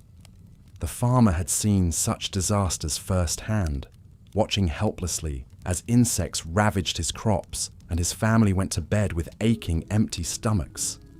He prayed to the gods of the harvest, leaving small offerings of bread and beer at the local shrine. But he knew that in the end, his fate lay in the fickle hands of nature. Even the pharaohs, for all their power and wealth, were not immune to the whims of the Nile. The farmer remembered the terrible famine that had struck during the reign of King Josiah, when the river failed to rise for 7 straight years. The king had been forced to import grain from as far away as Syria to keep his people from starving, and even then, many had perished. It was said that Josiah's successor, the great pyramid builder, Sneferu, had learned from this calamity and established a system of royal granaries to store surplus grain against future shortages. The farmer had never laid eyes on these fabled storehouses, but he took some small comfort in knowing that somewhere sacks of barley and wheat lay waiting, a bulwark against the lean times. Not that the average Egyptian would ever see a morsel from those royal stores. For most, meat was a once-in-a-lifetime extravagance, a scrap of goat or wild game served up at a wedding or festival.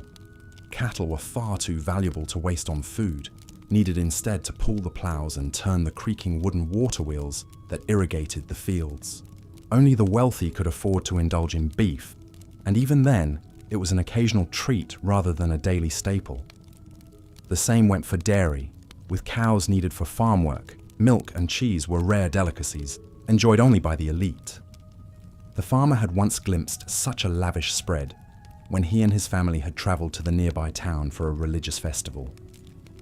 As they jostled through the crowded streets, he had caught a tantalizing whiff of roasting meat and exotic spices. Following his nose, he found himself on the outskirts of a sprawling estate, where servants were laying out a dizzying array of dishes for a nobleman's feast. Whole roasted ducks and geese glistened on platters, surrounded by heaps of pomegranates and dates. Haunches of gazelle and antelope were turning on spits over crackling fires, the fat sizzling and popping as it dripped onto the flames. And in the center of it all, a magnificent roasted ox, its hide crisped to a deep brown, awaited the carving knife. The farmer's mouth watered as he watched the guests tucking into the spread, dabbing their fingers on linen napkins and washing down each rich mouthful with sips of date wine.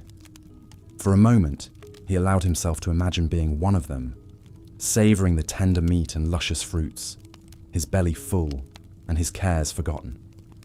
But all too soon, a servant shooed him away, and he shuffled back to his family, the taste of the fantasy already fading on his tongue.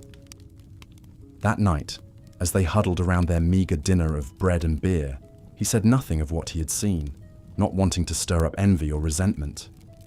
Instead, he told his children one of the old stories his own father had once told him, about the great god Osiris, who had taught their ancestors the secrets of agriculture, the art of coaxing life from the soil. Osiris was a kind and just ruler, the farmer explained, who wanted all his people to have full bellies and contented hearts. But Osiris had a jealous brother named Set, who resented his popularity and coveted his throne. One day, Set tricked Osiris into lying down in a beautiful wooden chest, then slammed the lid shut and threw it into the Nile. Osiris drowned, and Set declared himself the new king, plunging Egypt into an age of darkness and misery. Yet all was not lost, for Osiris's faithful wife Isis searched tirelessly for her husband's body, finally finding it washed up in a foreign land. With the help of her sister Nephthys and the wise god Thoth, Isis used her magic to resurrect Osiris, making him the lord of the underworld and the judge of the dead. And so Osiris lived on, the farmer concluded, watching over the harvest from beyond the grave, ensuring that the Nile flooded its banks each year and the crops sprouted from the rich black soil. As long as the people remembered his teachings and honored his memory, Egypt would endure, no matter what hardships befell it. The farmer's children listened raptly, their eyes wide in the flickering light of the hearth. They had heard the story many times before, but it never failed to comfort them, a reminder that even in the darkest of times, there was always hope for renewal and rebirth. As the family settled down to sleep on their woven reed mats, the farmer offered up a silent prayer to Osiris, thanking him for the meager blessings of the day: a few sacks of grain, a jug of clean water, a roof over their heads. It wasn't much, but it was enough to keep them alive, to keep the spark of life burning for another day in this harsh and unforgiving land. Little did the farmer know that his humble prayers were part of a grand tapestry, a web of faith and tradition that stretched back thousands of years and bound all Egyptians together, from the mightiest pharaoh to the lowliest serf. For in the end, they were all children of the Nile, all dependent on the fickle bounty of the river and the gods who ruled over it. And so the farmer slept, his body weary, but his heart full, dreaming of a day when his children's children might know a life of plenty, a life where food was not a daily struggle, but a joyous celebration of the land's abundance. It was a dream that would sustain him through the long years of toil ahead, a dream as eternal as the Nile itself. As the first rays of dawn crept across the horizon, the farmer awoke to the sound of his wife grinding grain for the day's bread. He stretched his aching muscles and breathed in the cool morning air, savoring the fleeting moment of peace before the day's labors began anew. With a final prayer of thanks, he rose to his feet and stepped out into the fields, ready to coax another harvest from the stubborn soil. The sun climbed higher in the sky, baking the earth and sapping his strength, but he pushed on, driven by the knowledge that his sweat and sacrifice were part of something greater, a sacred pact between the people and the land that had endured for centuries. In the distance, the great pyramids loomed, their smooth limestone faces glinting in the sun. The farmer had heard stories of the armies of workers who had built them, laboring for decades under the watchful eyes of the pharaohs. He wondered what they had eaten during those long years of toil, if they had subsisted on the same meager fare as he and his family. Somehow, he doubted it. The pharaohs, after all, had the power to command the very best of everything, from the choicest cuts of meat to the rarest fruits and spices. He had heard whispers of the elaborate feasts they held in their palaces, where guests dined on delicacies like roasted ox, spit-roasted ducks, and exotic dishes flavored with cinnamon, cumin, and other precious spices from distant lands. But even the pharaohs, with all their wealth and power, were not immune to the whims of fate and the gods. The farmer remembered the story of King Menes, the legendary first pharaoh who had united Upper and Lower Egypt into a single kingdom. Menes had been a great warrior and builder, the story went, but he had met his end in the jaws of a hippopotamus, dragged to his death in the muddy waters of the Nile. It was a reminder that no man, no matter how mighty, could escape the cycle of life and death that ruled over all things. And in the end, the farmer mused, what did it matter if one dined on roasted gazelle or humble bread and beer? All men's bodies returned to the earth from whence they came, their souls journeying to the underworld to face the judgment of Osiris. The farmer paused to wipe the sweat from his brow, his eyes scanning the horizon for signs of trouble. In the distance, he could see a flock of ibises winging their way across the sky, their long curved beaks glinting in the sun. He breathed a sigh of relief. Ibises were a good omen, a sign of the god's favor and the promise of a bountiful harvest. But even as he offered up a silent prayer of thanks, he couldn't shake the feeling of unease that had been growing in his heart. The Nile had been behaving strangely of late, its waters rising and falling in unpredictable patterns that defied the wisdom of the elders. Some whispered that the gods were angry, that they were withholding their blessings as punishment for some grave offense. The farmer didn't know what to believe, but he knew that he could not afford to take any chances. With a heavy heart, he made his way to the edge of his fields, where a small shrine stood in honor of the local gods. He had built it himself years ago, a humble offering of mud bricks and reed mats, adorned with a few sprigs of wildflowers and a handful of copper coins. Kneeling before the shrine, he bowed his head and began to pray, his voice low and fervent. He asked the gods for their protection and guidance, for the strength to endure the trials ahead and the wisdom to lead his family through the uncertain times. He promised to make extra offerings, to dedicate a portion of his harvest to the temple, if only they would show him their favor. As he prayed, he felt a sense of peace wash over him, a quiet assurance that he was not alone in his struggles.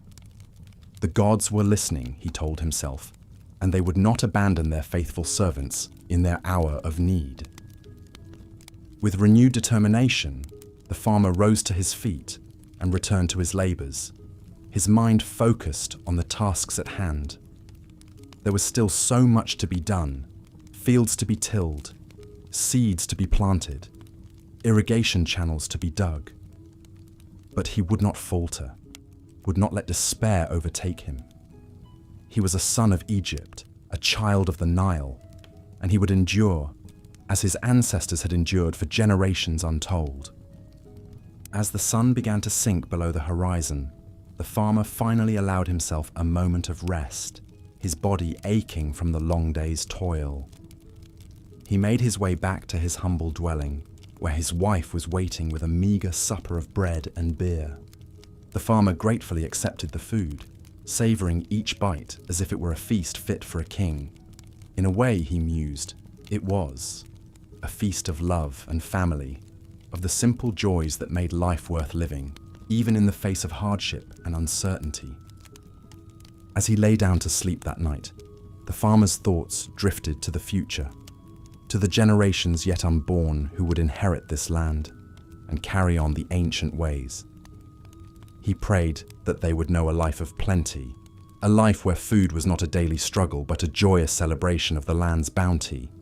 And as he drifted off to sleep, he dreamed of fields of golden wheat stretching to the horizon, of granaries overflowing with the fruits of the earth, of a time when all Egyptians, from the mightiest pharaoh to the lowliest peasant, would know the blessing of a full belly and a contented heart.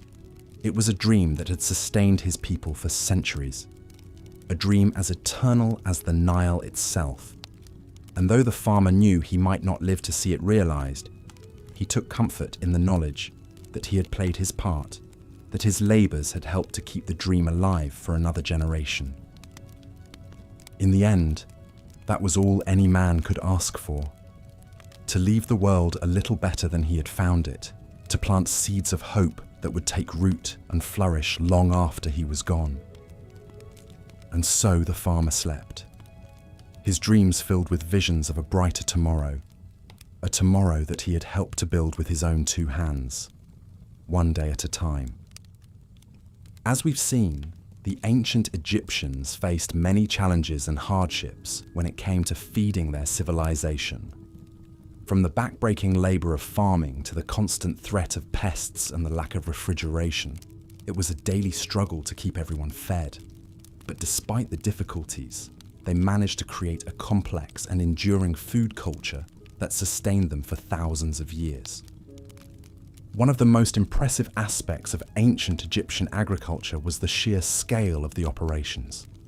The Nile Valley was one of the most fertile regions in the world, and the Egyptians took full advantage of it. They developed sophisticated irrigation systems, with canals and dams to control the flow of water and maximize crop yields. They also used a variety of tools and techniques to plant, tend, and harvest their crops, from simple wooden plows to specialized sickles for cutting wheat. The work of farming fell mainly on the shoulders of the common people, who made up the vast majority of the population. It was a hard life, with long hours of physical labor in the hot sun. But it was also a life deeply intertwined with the rhythms of the Nile and the seasons. The annual flooding of the river was a time of renewal and celebration, as the waters receded and left behind a fresh layer of rich silt for planting. For a typical farming family, the year revolved around the agricultural cycle.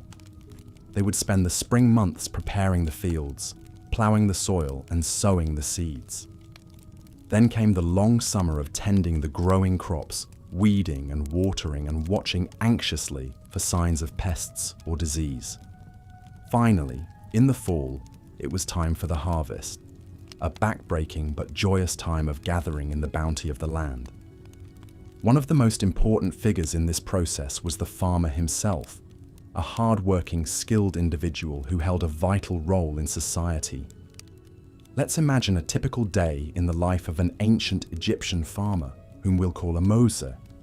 Mose rises before dawn, as he does every morning.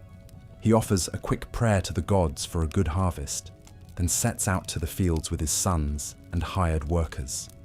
They spend the morning hours ploughing the rich earth with their ox-drawn ploughs, the sweat dripping from their brows in the already hot sun. As the day wears on, they take a break for a simple meal of bread and onions, washed down with beer. Then it's back to work, planting seeds and covering them carefully with soil. Ahmose keeps a watchful eye on the irrigation canals, making sure the water is flowing properly to each patch of land. As the sun starts to sink towards the horizon, Mose and his family head back to their small mud brick house on the edge of the fields. His wife has been busy grinding grain and baking bread for the evening meal. They sit down together to share the simple but satisfying food, along with some salt-cured fish from the Nile.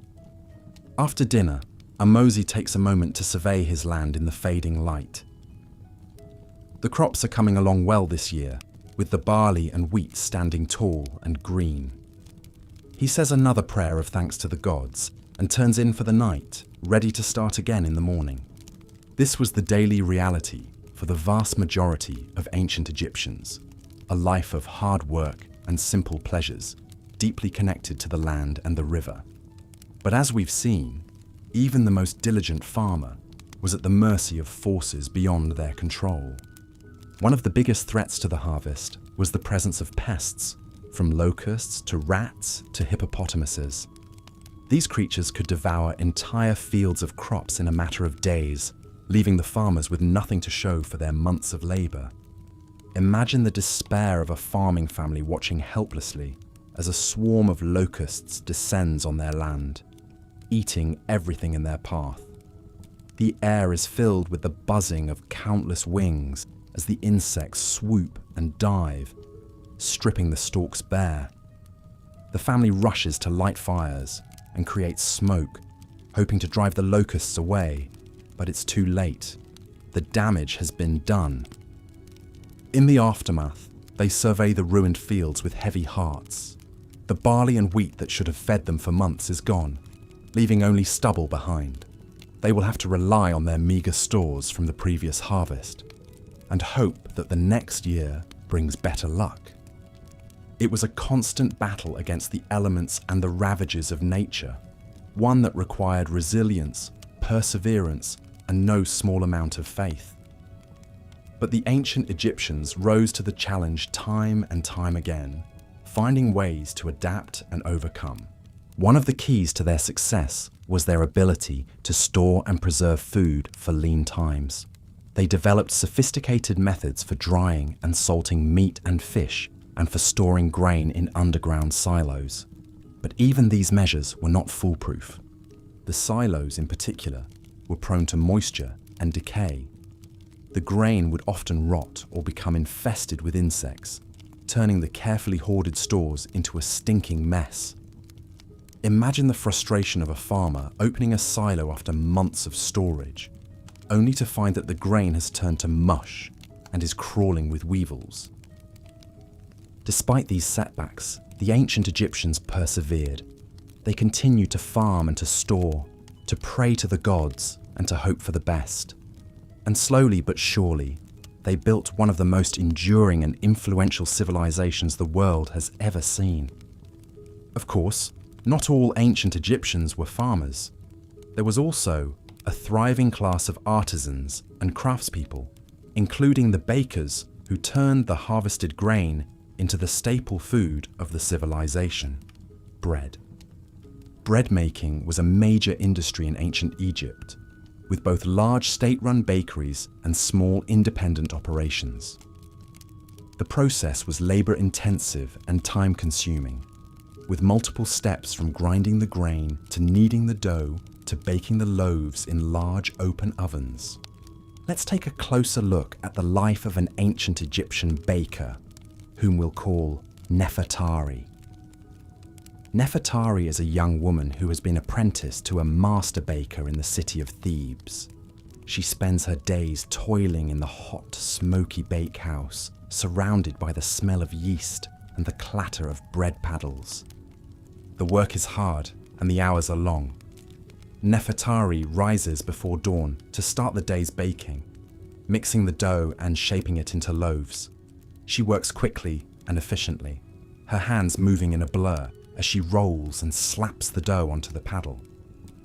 As the sun rises higher in the sky, the heat in the bakehouse becomes almost unbearable. Nefertari is dripping with sweat as she slides the loaves into the massive clay oven, using a long wooden peel to maneuver them into place. The fire roars and crackles, and the air is thick with smoke. Despite the challenges, Nefertari takes pride in her work. She knows that the bread she bakes will feed the people of Thebes, from the lowliest laborers to the highest officials. She takes care to make each loaf as perfect as possible, with a crispy crust and a soft, fluffy interior. But even the most skilled baker faces dangers in the bakehouse. The risk of fire is ever present, with the open flames and the piles of fuel. One spark can quickly turn into a blaze, engulfing the entire workshop in a matter of minutes. Nefertari has seen it happen before, the frantic rush to douse the flames, the acrid smell of burnt bread and charred wood. She knows that she must be vigilant at all times, keeping a watchful eye on the fire and the ovens. Despite the risks, Nefertari loves her work. She takes pride in being part of a long tradition of Egyptian baking, one that stretches back generations. And she knows that the bread she makes is more than just food. It is a symbol of the strength and resilience of her people. Indeed, bread was the foundation of the ancient Egyptian diet, consumed by everyone from the pharaoh to the lowliest laborer. It was so important that it was often used as a form of currency, with workers being paid in loaves rather than coins. But man cannot live by bread alone, as the saying goes. The ancient Egyptians also had a deep love for another staple of their diet: beer. Beer was the drink of choice for most Egyptians, consumed in vast quantities by people of all social classes. It was brewed from a mixture of half-baked barley bread and water, fermented until it reached the desired level of alcohol content. The resulting beverage was thick and cloudy, with a consistency more like thin porridge than the clear, carbonated beers we know today. It was full of chaff and debris from the grain, and had a distinctively sour, slightly funky flavour that took some getting used to. But despite its unusual appearance and taste, beer was a vital part of ancient Egyptian culture. It was consumed at every meal, from breakfast to dinner, and was even used in religious ceremonies and offerings to the gods. Let's imagine a typical evening in the life of an ancient Egyptian couple, whom we'll call Thutmose and Setnofret. After a long day of work in the fields or the workshops, they sit down to a simple meal of bread, vegetables, and salt-cured fish. But the highlight of the meal is the beer. Thutmose carefully pours the thick, frothy liquid into 2 clay cups and hands one to his wife with a smile. They raise their cups in a toast to the gods and take a long, satisfying sip. The beer is cool and refreshing after a day in the hot sun, and the alcohol helps to soothe their tired muscles. They savour the complex flavours, the sweet, nutty taste of the barley, the tangy sourness of the fermentation, and the slightly bitter finish. As they drink, they talk about their day and their plans for the future. The beer helps to loosen their tongues and bring them closer together, a social lubricant that has been part of Egyptian culture for generations. And they're not alone. All around them, in the small mud brick houses and the grand palaces, Egyptians are enjoying their own evening beers. It's a ritual that binds the community together, a shared experience that transcends social class and status. Of course, not all ancient Egyptian beer was created equal. Just like with bread, there were variations and specialties that differed from region to region and household to household. In some areas, brewers would add dates or honey to the mixture to create a sweeter, more flavorful beer. In others, they would use different types of grain or adjust the fermentation time to create unique local styles. Some wealthy Egyptians even had their own private breweries, where they could create custom blends to suit their own tastes. The pharaohs and their court were known to indulge in particularly fine brews, flavored with exotic spices and served in gold and silver cups. But for the most part, beer was a democratic beverage, enjoyed by all members of society. It was a source of nutrition as well as pleasure, providing valuable calories and nutrients in a time when food could be scarce. Of course, not everyone in ancient Egypt had access to such a wide variety of foods and drinks. For the vast majority of the population, meat and dairy products were a rare luxury, reserved for special occasions and the tables of the wealthy. Cattle were highly valued for their role in agriculture, used for ploughing and hauling rather than for their meat. Beef was almost unheard of for most Egyptians, and even the most prosperous households would only slaughter a cow for the most important religious festivals. Other types of meat were more common, but still not an everyday food. Goat, sheep, and pigs were raised for their meat, and wild game like gazelle and antelope were hunted in the desert regions. Fish and poultry were more accessible to the average Egyptian, with the Nile providing a steady supply of tilapia, catfish, and other species. Ducks, geese, pigeons, and quail were also popular, and could be raised in small flocks by households with a bit of extra space. But even these meats were often reserved for special occasions, or for the offerings left in the tombs of the deceased. For most Egyptians, a meal of bread, vegetables, and beer was the norm, with meat as an occasional treat. Dairy products were also a rarity, with milk and cheese reserved for the elite. Cows were too valuable for their labour to be used for milk production, and dairy cattle were uncommon in the hot, dry climate of Egypt. Let's imagine a scene at a royal banquet, where the tables are piled high with the finest meats and cheeses. The pharaoh and his court recline on cushions, sipping wine from golden goblets and nibbling on delicacies like roast duck and honey-glazed antelope. In the background, a group of musicians plays a soft melody on harps and flutes, adding to the atmosphere of luxury and indulgence. Servants circulate with platters of fruit and sweetmeats, offering them to the guests with deep bows. But outside the palace walls, the common people can only dream of such a feast. They pass by the gates with empty bellies and envious glances, knowing that they will likely never taste such fine foods in their lifetimes. It's a stark reminder of the inequality that existed in ancient Egyptian society, where the wealth and resources were concentrated in the hands of a privileged few. While the pharaohs and their court enjoyed the best of everything, the vast majority of the population struggled to get by on a meager diet of bread and beer. But despite the hardships, the ancient Egyptians managed to create a rich and varied culinary tradition that endured for thousands of years. Through their ingenuity and resourcefulness, they found ways to make the most of the ingredients available to them and to create a cuisine that was both nourishing and flavorful. One of the greatest challenges they faced was the lack of basic sanitation and hygiene, which led to frequent outbreaks of foodborne illness and disease. Without refrigeration or modern preservation techniques, food spoiled quickly in the hot Egyptian climate, especially meat and dairy products. This meant that many Egyptians suffered from malnutrition and parasitic infections, despite the abundance of food available in the fertile Nile Valley. Archaeological evidence shows that many people had stunted growth and weakened immune systems, likely due to a combination of poor diet and unsanitary living conditions. But the ancient Egyptians were nothing if not resilient, and they found ways to cope with these challenges as best they could. They developed techniques for salting and drying meat and fish to extend their shelf life, and they used herbs and spices to mask the taste of spoiled food. They also had a complex system of food preparation and serving, with strict rules and rituals designed to minimize the risk of contamination. The pharaohs and other high-ranking officials had their own personal chefs and food tasters, whose job it was to ensure that the food was safe and free from poison. Let's imagine a day in the life of one of these royal food tasters, whom we'll call Amenhotep. It's a position of great responsibility and danger, as Amenhotep must sample every dish before it's served to the pharaoh, checking for any signs of spoilage or tampering.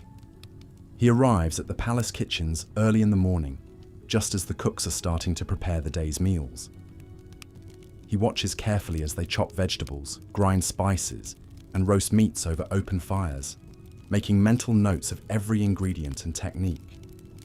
When the dishes are ready, Amenhotep takes a small portion of each one and tastes it carefully, rolling the flavors around in his mouth and checking for any off notes or unusual sensations.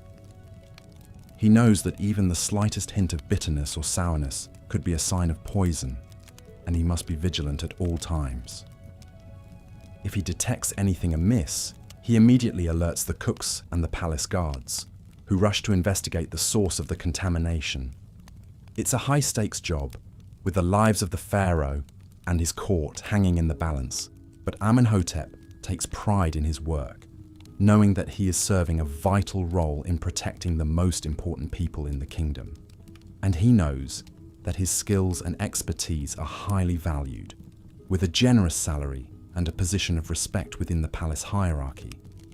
Of course, not all ancient Egyptians were so fortunate. For the vast majority of the population, food was a daily struggle, with malnutrition and hunger a constant threat. But despite the challenges, they managed to create a rich and enduring culinary tradition that continues to influence and inspire us to this day.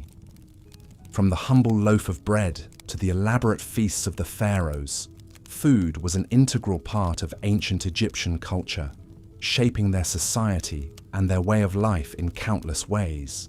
It was a source of sustenance and pleasure, a symbol of status and power, and a connection to the gods and the natural world around them.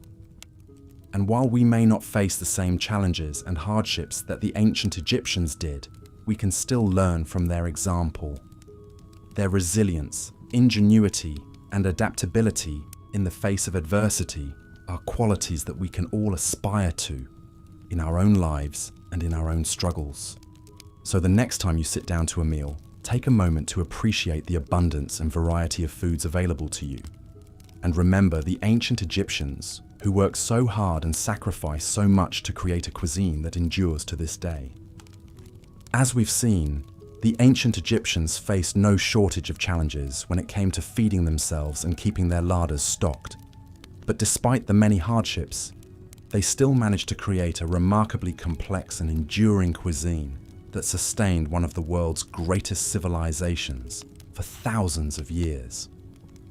While the details of recipes and cooking techniques have largely been lost to time, archaeologists have been able to piece together a surprisingly vivid picture of ancient Egyptian food and drink by studying everything from tomb paintings and offering tables to the contents of long-sealed kitchen middens. And what they've found is a culinary tradition that in many ways seems quite familiar to modern diners, yet at the same time is shot through with reminders of just how different and difficult daily life could be in the age of the pharaohs. Take bread, for instance, the absolute bedrock of the ancient Egyptian diet. Today, we might think nothing of biting into a soft, fluffy pita or baguette, but for the average Egyptian, bread was a much rougher, denser affair. Loaves were generally made from coarse barley or emmer wheat flour, often mixed with bits of chaff, sand, and other debris from the grinding process. Without modern leavening agents like yeast or baking powder, most bread was flatbread, tough, chewy, and quick to go stale in the dry desert air. Still, bread was undeniably the staff of life for Egyptians rich and poor alike. A typical labourer's ration included 3 to 5 loaves per day, while even the pharaoh's royal menu almost always featured bread in some form. From the dense, dark cakes served to soldiers on the march, to the towering display breads sculpted into ornate shapes for religious festivals and feasts. In fact, the Egyptians had a dizzying array of names for different bread varieties: BSN bread, THDJ bread, BTY bread, SNS bread, each distinguished by its shape, flavour, or ceremonial function. But man cannot live by bread alone. And fortunately, the Egyptians had devised some clever ways to stretch out their grain supply and add some variety to their meals. One of the most important was beer, which in ancient Egypt was quite a different drink than the crisp, clear brews we enjoy today. For one thing, it was almost always thick and cloudy, thanks to the mash of half-baked barley bread used as the main fermenting agent. For another, it was unfiltered, meaning each sip came with a mouthful of chaff, grain bits, and other debris that had to be strained out with the teeth. But what Egyptian beer lacked in refinement, it more than made up for in sheer prevalence and social significance. Beer was brewed in massive quantities by the royal court, temples, and large estates. But it was also a staple of domestic life, with most households keeping a steady supply on hand for daily drinking. It was enjoyed by everyone from the lowliest peasant to the pharaoh himself, though the quality and strength of the brew, of course, depended on one's social status. A special sweet, high-alcohol beer, known as ha'amt, for instance, was reserved solely for the gods and the most elite human drinkers. For most Egyptians, though, beer was simply a cheap and relatively reliable way to purify water, boost the nutritional content of a meal, and perhaps enjoy a mild buzz to boot. It was such an integral part of the diet, in fact, that standard wages and rations were actually paid out in jugs of beer as well as loaves of bread. It's a system that may well have lubricated the building of the pyramids and other great monuments, though one suspects that trying to do detail work while tipsy on 5% ABV brew couldn't have helped matters much. Aside from bread and beer, most Egyptians subsisted on a simple, largely vegetarian diet that revolved around the Nile's annual flooding and farming cycle. The staple crops were wheat, barley, and flax, supplemented by a variety of garden vegetables like onions, leeks, garlic, lentils, peas, beans, radishes, turnips, and lettuce. Fruit was a much rarer treat, limited mainly to dates, figs, grapes, and the occasional melon. All foods associated with sweetness and abundance. Conspicuously absent from most Egyptians' everyday fare, though, was meat. For much of the population, meat was a luxury to be enjoyed only on special occasions, if at all. Cattle were simply too valuable as draft animals to be regularly slaughtered for food, while sheep, goats, and pigs were also relatively uncommon and expensive. Wild game like gazelle, antelope, and hippopotamus was somewhat more accessible, but still required the means and leisure to go hunting in the desert or marshlands. For the true meat lover then, the best options were fish and poultry, which could be more easily raised or caught in the Nile Valley environment. Fish were a staple of many poorer Egyptians' diets, caught using nets, traps, lines, and harpoons in the river and its canals. The most common species were Nile perch, catfish, mullet, and tilapia, all of which are still eaten in Egypt today, albeit in rather different preparations.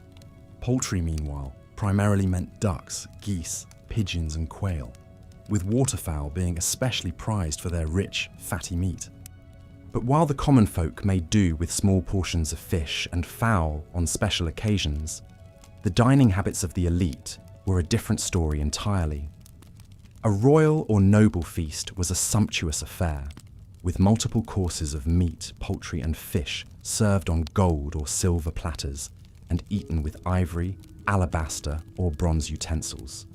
Prized delicacies might include whole roasted ox, antelope, wild ass, crane, and other exotic fare, often garnished with flowers and accompanied by fine wines, sweets, and other rare treats. Even in death, food loomed large in the Egyptian imagination, as evidenced by the elaborate banquets and food offerings that accompanied the mummified bodies of the wealthy into the afterlife. The deceased's tomb would be piled high with symbolic offerings of bread, beer, meat, fruits, and vegetables, all painstakingly rendered in paint, plaster, or stone to guarantee an eternal supply.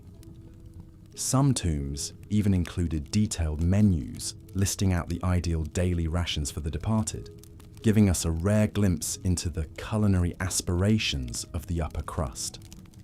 But perhaps the most intriguing food-related Egyptian practice was the use of certain edibles in the mummification process itself. Alongside the more famous embalming components like natron salt, resin, and linen, a number of foodstuffs played key roles in preserving and symbolically sustaining the body for the afterlife. Juniper berries and cinnamon were often packed into the body cavity, both for their antibacterial properties and their association with vitality and warmth. Onions were placed in the eye sockets or on the chest, not only to absorb moisture, but also as symbols of eternity, thanks to their spherical, complete shape. And then there was honey, that most regal and luxurious of Egyptian foods, prized for its sweetness, rarity, and seemingly magical preservative powers. Jars of honey were among the most common and valuable grave goods, believed to provide the deceased with a potent source of nourishment and energy in the hereafter. But it was also sometimes poured directly over the body as an additional embalming agent, most famously in the case of Alexander the Great, whose remains were said to have been immersed in a coffin full of liquid honey.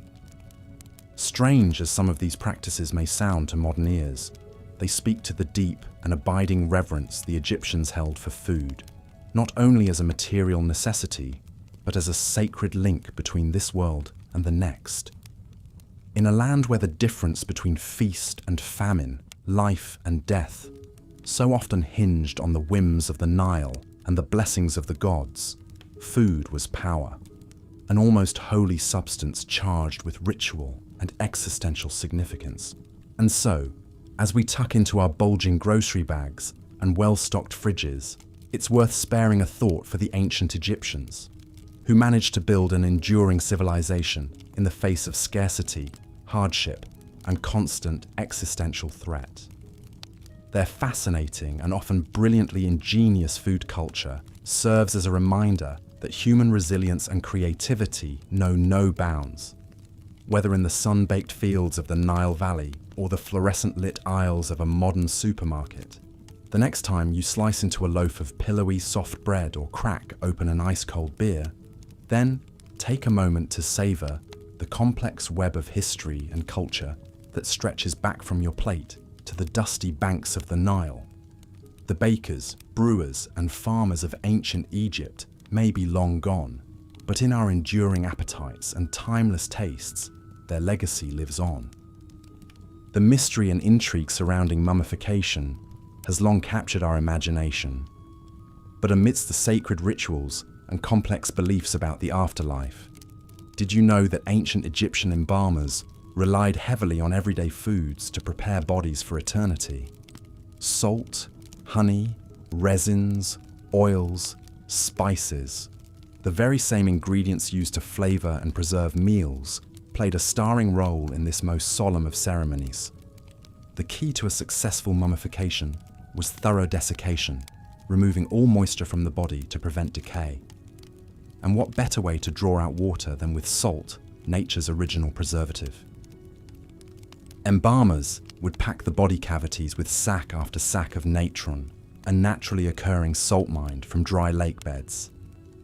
Over a period of weeks, the salt would slowly leach out bodily fluids, leaving behind a dry, leathery husk.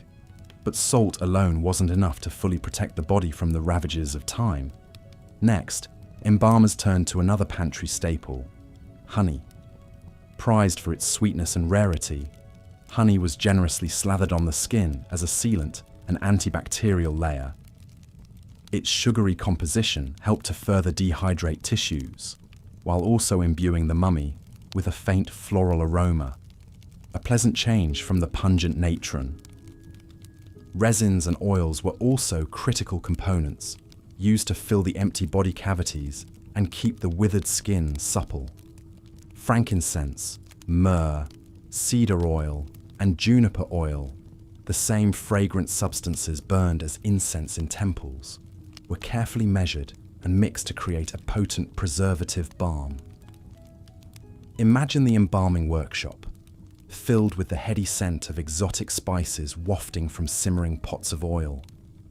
But perhaps most surprising to our modern palates is the use of spices like cinnamon and black pepper in mummification. Today we reach for these to add a dash of flavor to sweet and savory dishes. But to the ancient Egyptians, their sharp, astringent qualities made them ideal for warding off decay. Ground into a fine powder, they could be packed into the nose, ears, and other orifices to thoroughly dry them out.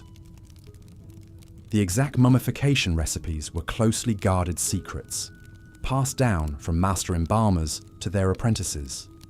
Each workshop had its own signature blend, but the basic ingredients remained the same: salt, honey, resins, oils, and spices, all working together to transform a lifeless corpse into an eternal vessel for the soul.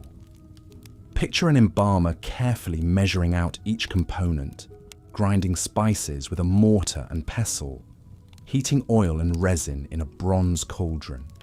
With practiced hands, he stuffs linen bags full of natron and fragrant powders, then methodically applies them to the body, all the while murmuring prayers and incantations.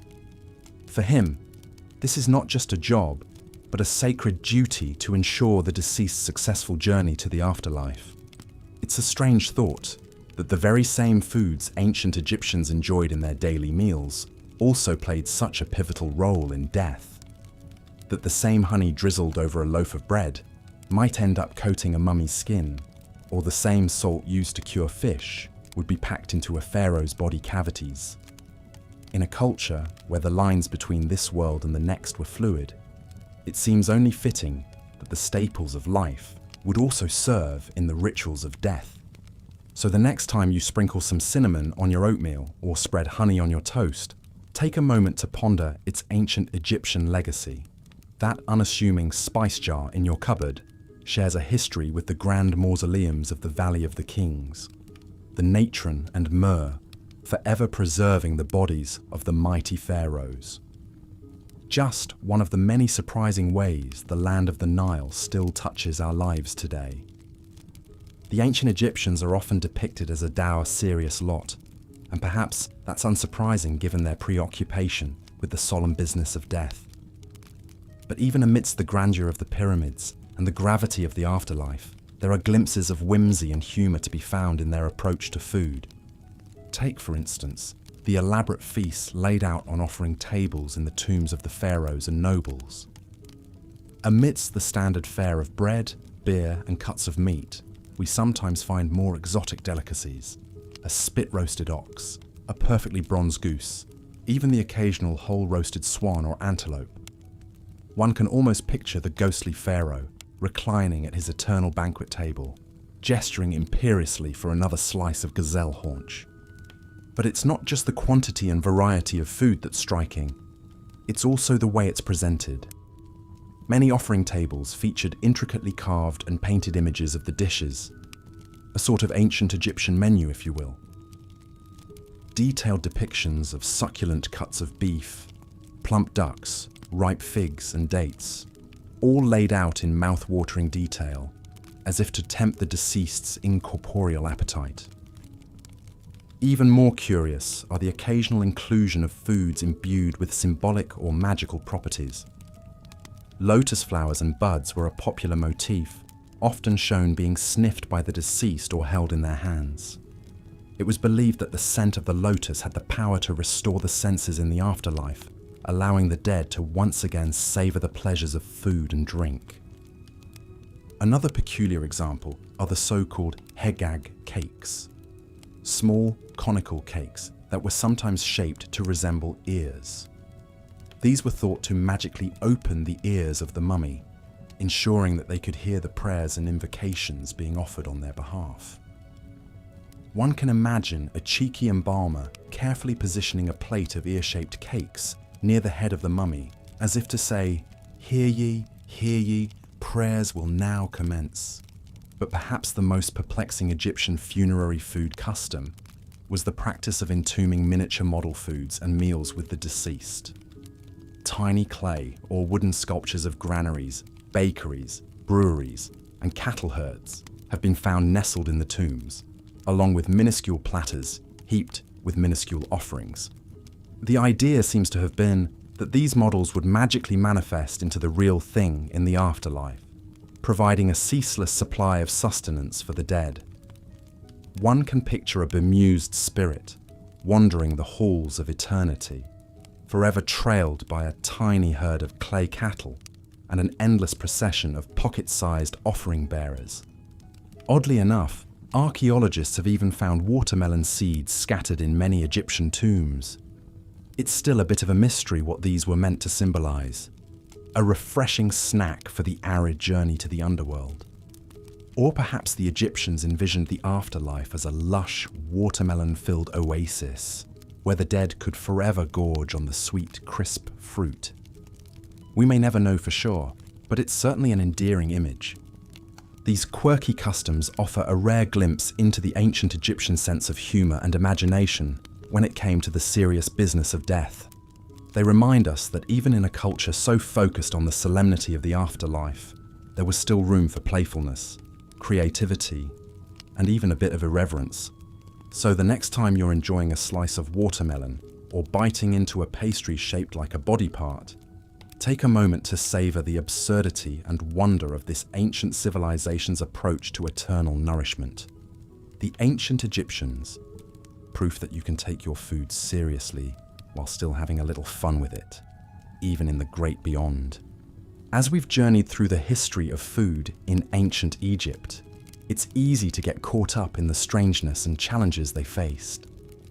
The back-breaking labor of farming in the desert, the constant threat of pests and spoilage, the jaw-dropping inequality between the bread-stuffed masses and the meat-feasting elites.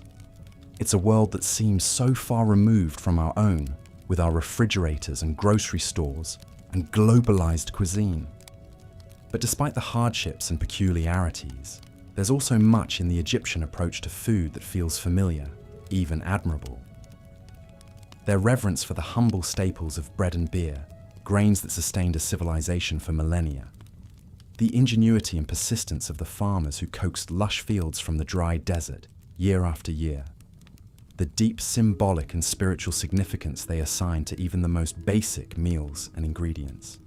In many ways, the core elements of the ancient Egyptian diet were not so different from what we eat today.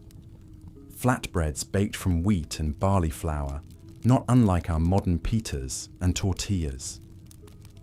A colourful array of green vegetables, leeks, lettuces, garlic, turnips, that would look right at home in a contemporary salad bowl. Fish hauled fresh from the Nile, poultry raised in bustling farmyards.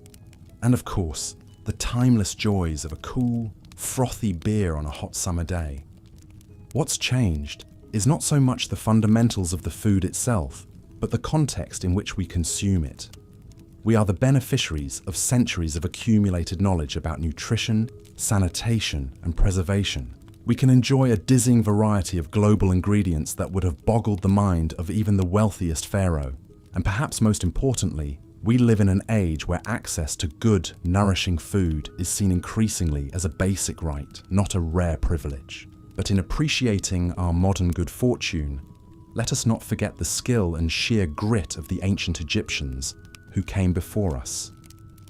The farmers who toiled under the blazing sun to fill the granaries that fed the pyramids. The brewers and bakers who transformed those grains into the staples that fueled a kingdom. The fishermen and fowlers who kept the Nile's bounty flowing to both humble hearths and lavish banquet tables. Their lives were not easy, and their fare was often far from fancy. But through their hard work and resourcefulness, they created a complex cuisine and agricultural tradition that endured for thousands of years. They may not have had our technology or abundance, but they had a profound respect for the power of food to nourish both body and soul. And that's a lesson we could all stand to relearn. So the next time you tear into a warm piece of bread or quaff an ice-cold beer, take a moment to raise a toast to the ancient Egyptians who perfected those pleasures so long ago on the banks of the Nile. Savor the simplicity and the history infused in every bite and sip. And give thanks that for all the wonders of the modern world, there's still nothing quite as satisfying as an honest meal, lovingly prepared from the good earth's bounty. The legacy of ancient Egypt's food lives on, an invisible thread connecting us across the centuries. From the fertile fields of the Nile to the tables of today, their story is forever intertwined with our own. A reminder that no matter how much the world may change, the basic joys and rituals of eating will always endure. And with that comforting thought, dear listener, I bid you good night. May your dreams be filled with visions of golden fields of grain, of cozy mud brick hearths, of tables groaning under the weight of simple, wholesome fare. And may you wake refreshed and nourished, ready to savor all the delicious wonders this life has to offer. Thank you for joining me on this flavorful journey through ancient history, and sweet dreams. The legacy of ancient Egyptian cuisine lives on today in many surprising ways. While their food may have been a far cry from the sumptuous feasts often depicted in popular culture, the agricultural innovations and culinary techniques developed along the Nile laid the groundwork for many foods we still enjoy today. Take, for example, the humble pita bread. This simple flatbread, now a staple of Middle Eastern cuisine, has its roots in the rough barley and wheat loaves consumed by ancient Egyptians of all social classes. While the fluffy, pocketed version we know today is a more recent invention, the basic concept of a quick-cooking, versatile bread that can be stuffed or dipped has been around for thousands of years. In fact, the Egyptians were some of the first to develop the high-gluten wheat varieties that make such airy, elastic breads possible. And what would a pita be without hummus? While the ancient Egyptians didn't have the sesame paste or lemon juice to make the creamy dip we know and love, they were among the first to cultivate chickpeas, lentils, and other legumes that form the backbone of many Mediterranean dishes. These protein-packed pulses helped sustain the population through lean times and meat shortages, and their importance is reflected in the many legume varieties found in Egyptian art and archaeology. Another staple of modern Middle Eastern mezzi platters, baba ganoush, may also have its origins in ancient Egypt. Eggplants, with their glossy purple skins, were prized by Egyptian elites and even found in some pharaohs' tombs. While the ancient dip likely didn't include tahini or olive oil, mashed eggplants seasoned with spices may well have been enjoyed by the upper crust. Even that crisp, cool lager you might reach for to wash down your pita and dips has a long and storied history dating back to the banks of the Nile. While ancient Egyptian beer would have been a far cry from the clear, carbonated brews we enjoy today, the basic process of steeping and fermenting grain was perfected over millennia by Egyptian brewers. Their beer may have been thick, cloudy, and full of debris, but it was also nutritious, safe to drink, and, judging by the quantities consumed across all social strata, quite tasty by their standards. In fact, beer was so important to the ancient Egyptians that it was often used to pay workers' wages, and the goddess Hathor was even dubbed the mistress of drunkenness. Egyptologists have found extensive evidence of large-scale breweries, as well as more intimate beer-making setups in many households, suggesting that the beverage was deeply woven into daily life. And while a frosty glass of Egyptian boozer might not be to modern tastes, it's hard not to admire the ingenuity and dedication that went into perfecting this early craft brew. Of course, not every ancient Egyptian delicacy has stood the test of time. Dishes like roast swan, stuffed pigeon, and antelope stew are unlikely to show up on a modern mezza menu. And while honey was prized as a sweetener and preservative, it was usually reserved for the elites and for use in sacred rituals like mummification. The average Egyptian's diet was likely much simpler and more plant-based, centered around bread, pulses, vegetables, and the occasional fish or fowl. But even in their simplicity, these humble foods were the fuel that powered the construction of the pyramids, the expansion of a great empire, and the flowering of a complex society that continues to captivate us to this day. It's a testament to the resilience and resourcefulness of the ancient Egyptians that they were able to create such enduring wonders while contending with the fickle flooding of the Nile, the constant threat of pests and famine, and the backbreaking labor required to coax sustenance from the desert soil. So the next time you sit down to a meal, take a moment to savor not just the flavors on your plate, but the long and fascinating history behind them. From the first wild grasses domesticated by Neolithic farmers to the high-yielding wheat varieties that now feed billions, the story of agriculture is the story of human civilization itself. And in the annals of that story, the ancient Egyptians will always hold a place of honor as some of the world's first foodies, brewing beer and baking bread on the banks of the Nile and leaving an indelible mark on culinary history.